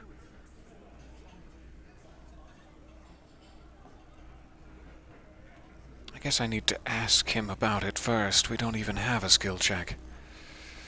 Unlocked yet, or maybe we had one and just could not pass it. Probably need Kim around for that. We'll save it for now. Thank you anyway. I have to wait for him to put his little tuchus on the table every time. Jeez. Not that big of a deal, really. Annette, are you sure you don't want to be inside playing radio computer games? The lights are you are sure? So pretty when it gets dark. She scans the surrounding buildings, a happy look on her face. It is another interesting thing, like not just on different days, but at different times of day, people might have different dialogue. To continue scouring the coast. I can't really think of anyone else we need to talk to. I'm definitely forgetting something. There's a skill check hanging out there that is desperately important. I guess one thing I'm wondering is, can I just go to the Martin Martinet's door at 9 o'clock, sans Kim, and disappoint him terribly? I would pay almost anything not to do that. So I should probably just wait and hope that it's still available. tomorrow evening? I'm sure it will be. But I can't be positive. So, for the rest of the night, let us return to our bedroom, remove our pants as violently as possible, and read some case files. Who's this, though? Ah, thank you. Oh, that was a thing. Alright. I'm not sure if that customer was done with it, but it's in my tear bag now. Hey, I was drinking that. Police business. Alrighty. Time to settle in for some good old casework. Not the right button. Not the right button for pants. Okay, I'm gonna remove my cloak. That's nice. Pants. And change into a mesh t-shirt. Now we're talking. This is the only way to do casework. Okay, damaged ledger.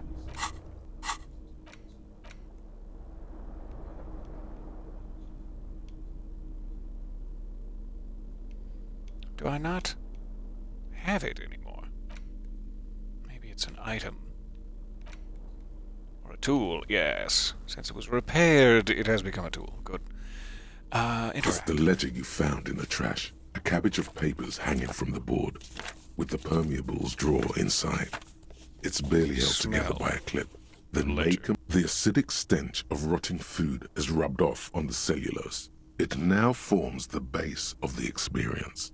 This base surrounded by a faint air of spoiled meat, the stuff of death itself, and then sprinkled liberally with the citrus zest of toilet cleaner. Just like Mother used to make. Like the bits they put into public piss bowls, probably called Fermi Discrete, or Axel, or something. At some point in its journey, the ledger has seen the inside of a public toilet.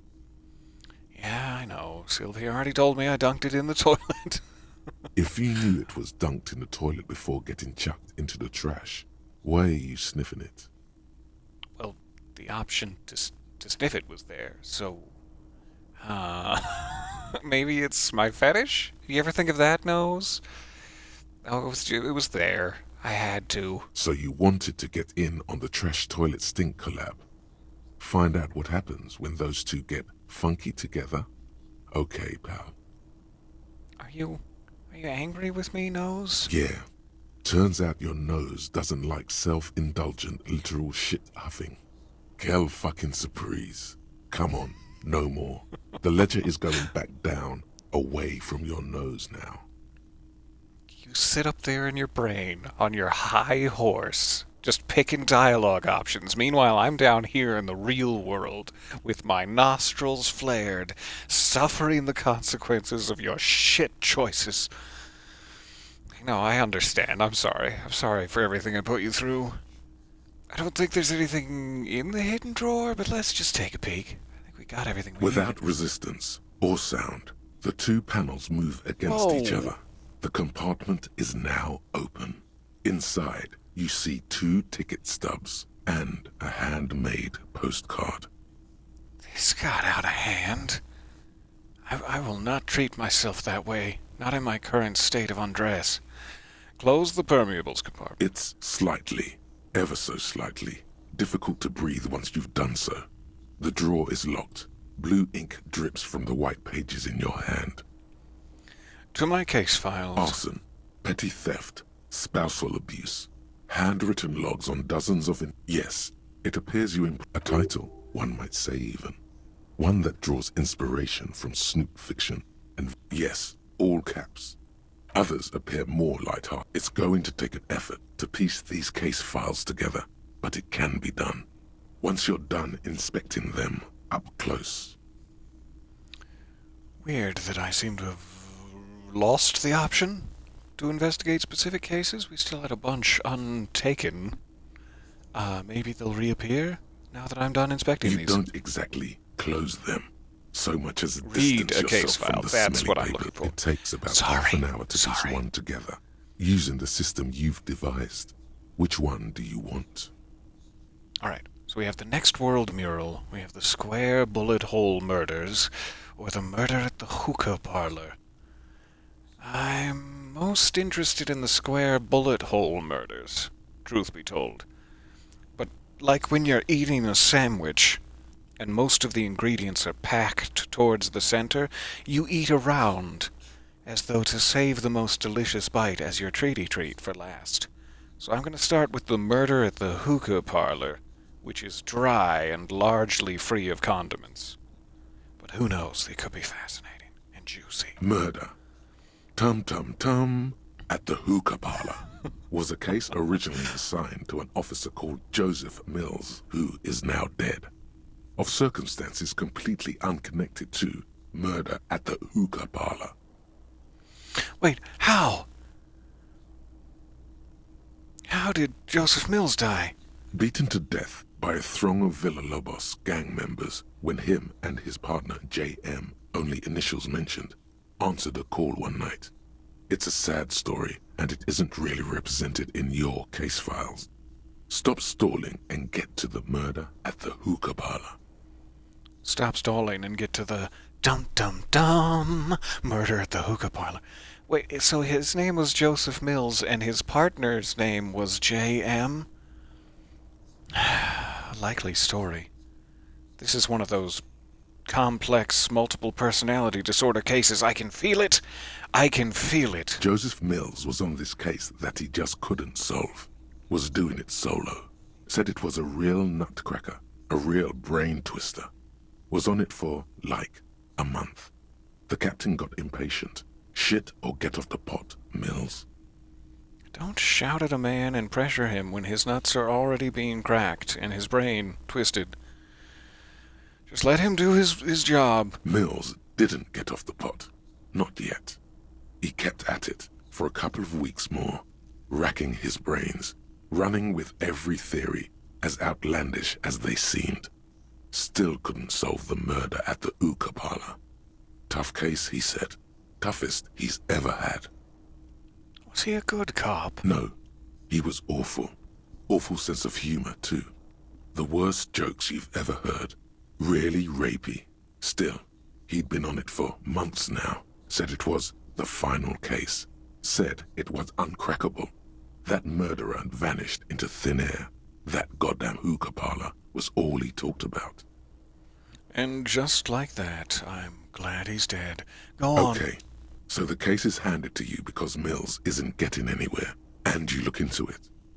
Here's the setup. A young man is found dead in a hookah parlor.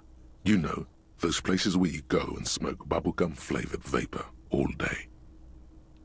Really cool. Super disco of them. There's nothing wrong with some bubblegum flavored vapor, right? It's fine. Yeah, really lame. So anyway, young man in his 20s found with his skull busted open, right on the floor of the hookah parlor, in the middle of the day.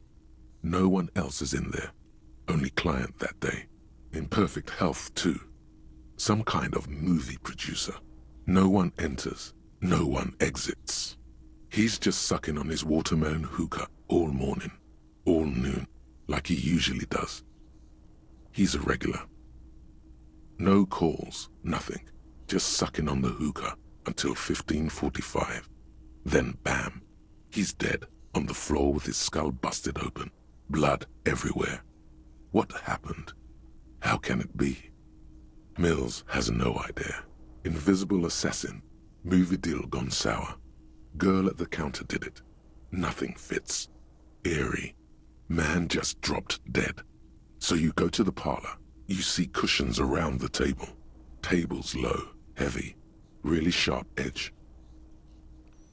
He sucked hookah, stood up, passed out, hit his head on the table, and died, perhaps? See? You can't even read the thing without solving it. Yeah, it was that. Turns out hookah does do something. It turns off your brain's oxygen supply, and you don't notice it until you get up to go to the bathroom. Wow, he must have sucked a lot. Of hookah, sorry. Yeah, he liked his hookah. Stephen was his name. And what was he doing there for 6 hours? Just sucking and sucking, I guess? Smoking hookah. Didn't you hear? I don't know. Trying to come up with a movie script, maybe. Anyway, that was Murder at the Hookah Parlor. Joseph Mills wasn't a good detective, and about 30 minutes has passed, piecing it together. Next. Almost 2100. We could go to bed, but 3 hours, especially when we're already so comfortable. With our horrific necktie strapped to our mesh t-shirt and little else, except for my rubber gloves, which I will not take off. Let's read another case. We've got time. I'm so glad to have like a little bit of free time to catch up on these. Next World Mural. Hello, nice to see you there. Welcome to the party. Please don't look at my current state of dress. Oh, I can't zoom in. What a shame. Okay, the Next World Mural. This one is relatively easy to reconstruct. Overnight on 1202, a graffito, nay, a mural, appears on an 8-story tenement overlooking central Jamrock. The building is a sparsely inhabited ghost tower, part of a failed real estate development called Grand Couronne. Cause of failure, rent too high. Typical. The mural is enormous. 2 silhouettes, a man and a woman, are kissing.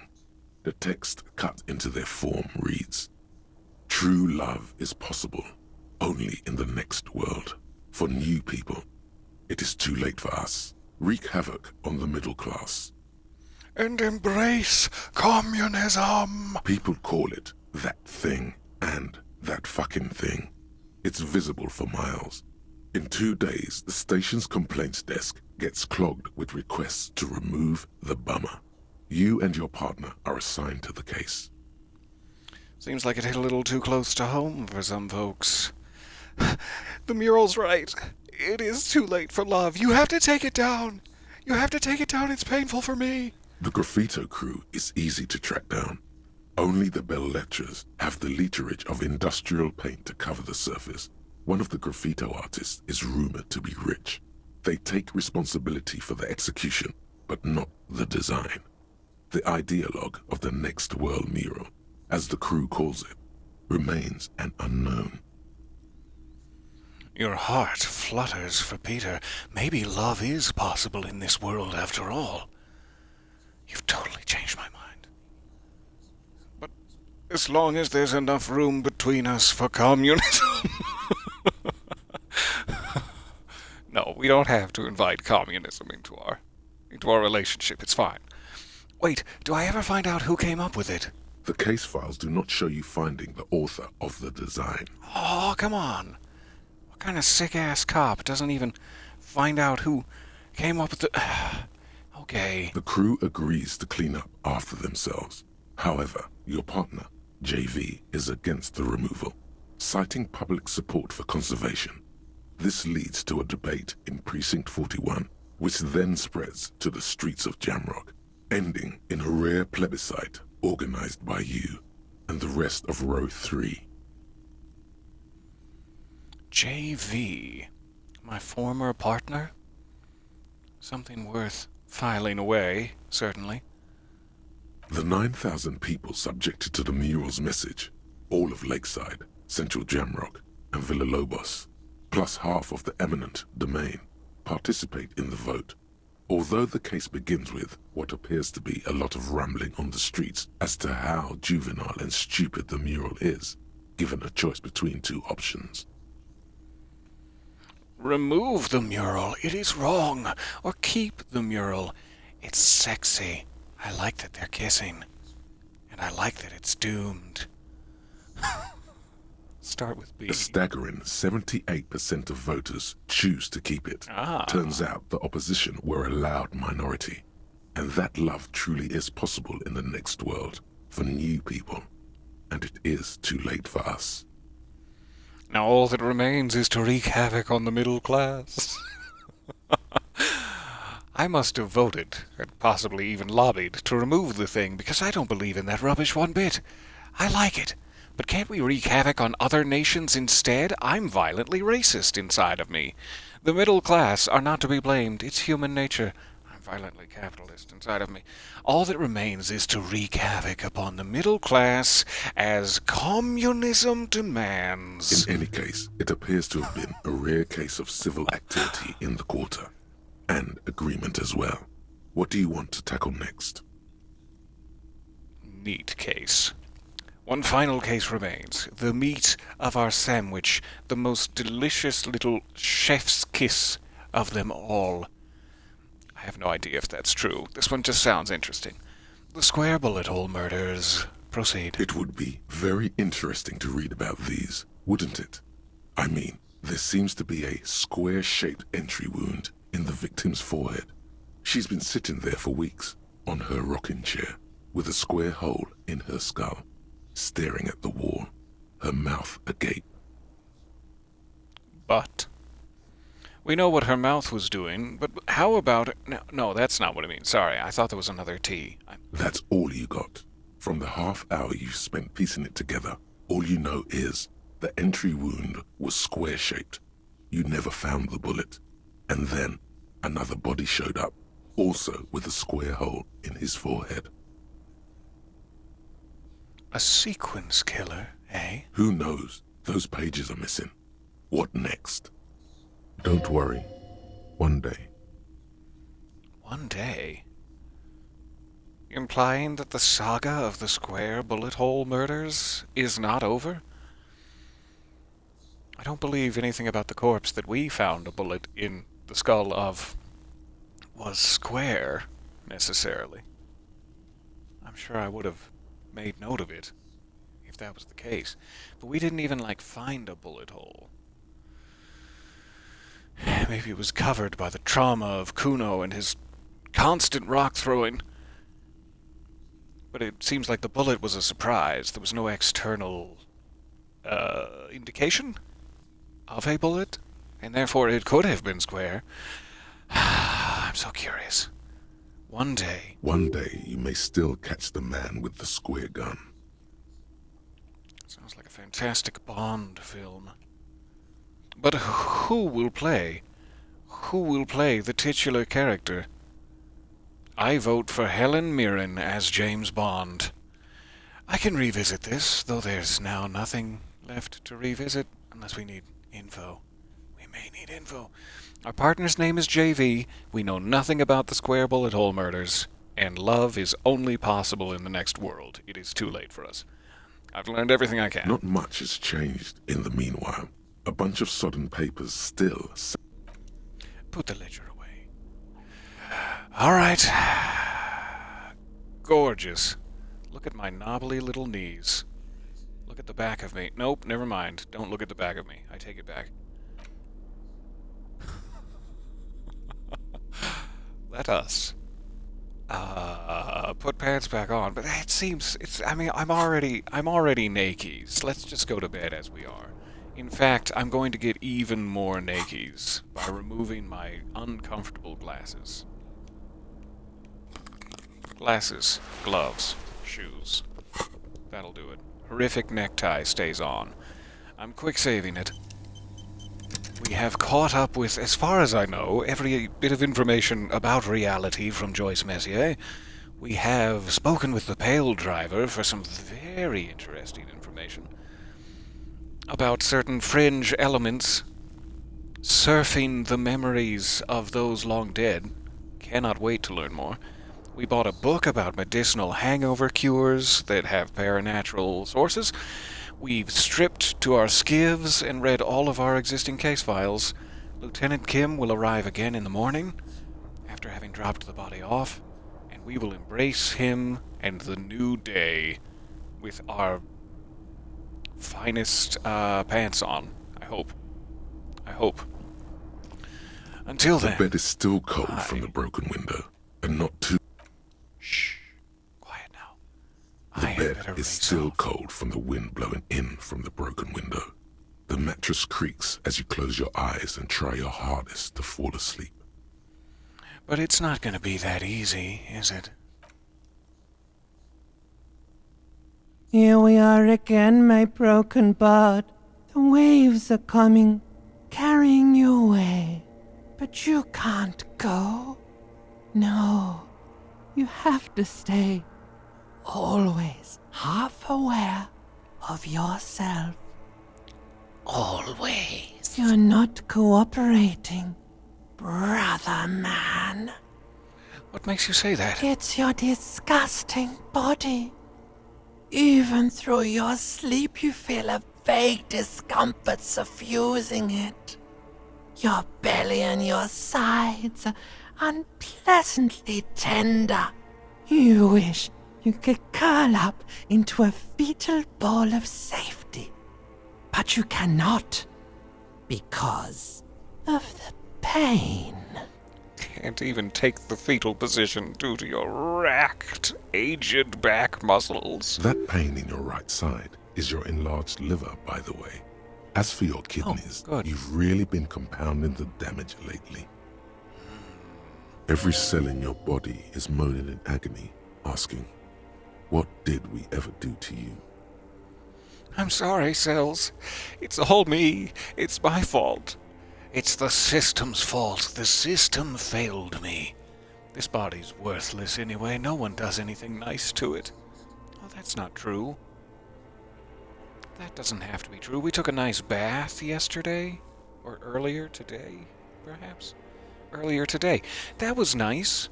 Sure, we were in constant agony the entire time, and the bath was quite dirty and covered in soap scum, but we were kind to our bod. I'm sorry, Cells. It's me. Sorry, cop. Now, you're finally thinking about something other than yourself. Let's see how far that'll get you. These are my just desserts. Key lime, primarily. I will endure this pain with dignity? Seem to be unclear on what dignity is, based on the asterisks. I thought I was on the express to the silence. Quiet limbic system, me go sleepies now. I am an artist, and liver damage is my art. I think I need medical attention. It's too late for that, my friend. These are your just desserts, and you will endure this pain with dignity. There's no dignity here. Only reflections of your body mass. Flashes of the day. You keep coming back to yourself in the mirror. But why? To admire all your accomplishments? That's not physically true. I've literally never come back to myself in the mirror. I have no idea what I look like beyond, literally being able to see myself from a third-person perspective. But in my own mind, Harry Dubois in the game reality does not know what he looks like and has never approached a mirror, and how dare you, ancient reptilian brain. You're just stuck here, in the half-world. Could try looking at other people. Really looking. But why would you want to start doing that? Just get me out of here, then. Back to the other place, would ya? I will. I'm looking at people all the time. I like people. It's... What makes you think I'm hideously antisocial and secretly plotting everyone's demise under the vicious, steely right hand of my perfect communism? Human beings will always betray you. It's not necessarily true. Look at Lieutenant Kim. So far, so good, huh? So just get me out of here, then. Back to the other place. I will. I'm looking at people all the time. I like them. I'm going to say this, in the hopes that it will poison my brain towards a more genial nature. Sure you do. They're all so friendly, aren't they? Joyce Messier has taken so much time out of her boating day just to fill me in on basic details of the world. She's very friendly, even though she has no reason to be. I'm a gin-soaked dock rat. pestering her on her perfect yacht, and yet she's been very kind and generous with her time. Some of them are. Some of them are nice. Others are scared. At least they're interesting. Each one has a process just like yours, running in the space between their ears, full of secrets. I wish I could hear everyone else's limbic system, in the whispers deep within. Maybe one day when we are all consumed by the Pale, we will be able to hear the limbic systems of others and laugh together. People are beautiful, statuesque, parodies and tragedies of themselves. A great democracy of creatures. What do you think you're doing right now? Coming to some greater awareness? Look at all these lights, blinking in and out of existence. Thoughts! You're just pretending that you're asleep, even to yourself, while the world goes on without you. I love these parts so much. There's something absolutely charming about your nightly torture. I love so much. I find it deeply relatable. Let it. Let it. But it never seems to let you go, does it? Time to rise and wipe that shining sweat off as best you can. Gather your bearings. Rock and roll. Rock and roll, baby. Open your eyes.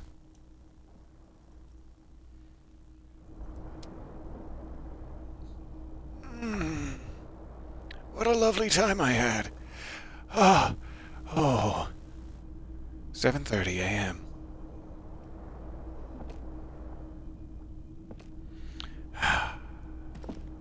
Alright, I've got my little bag.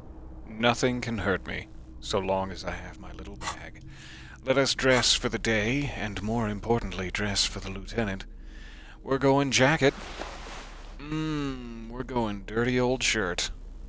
Unsavory odor. Can't I scrub it off in the bath real quick? Or would that just make it scummy? And pantalones. I do appreciate the rubber gloves. We'll go rubber gloves and fancy shoes, because I'm worth it. I am gorgeous. You superstar detective, you. Alright. We'll meet back up with Kim, ask how the dropping off of the body, I kept wanting to say disposal real bad, but I hope he didn't just chuck the body into the river and be done with it. The dropping off of the body at headquarters went. And then we will continue our case-related points of interest. I can't wait to talk to Kim about the bullet, and I can't wait to talk to him about the potential sequence killer, and I can't wait to talk to him about the fact that the Pale has likely caused my amnesia, and that I want to take him down the motorway south with me into the great beyond, where we will all become one, pressed together, our nipples gyrating to the perfect frequency of the universe, the perfect frequency of communism. Thank you for bearing with me. What's in the bag? I see. It's, my, like, recyclables bag. It's called Tear, like bottles and cans that I can drop off in a machine that gives me dollars and cents in return. So I constantly have my bag equipped in case I come across a collection of cans. We should also, just to plant the seed to revisit later, we should go check the bridge down south to see if it's Wednesday. I don't know if it's Wednesday. It's day 3. Somebody tell me what day it is. So maybe we can get across the bridge to chase down the motor carriage and to chase down the cryptozoologist's husband.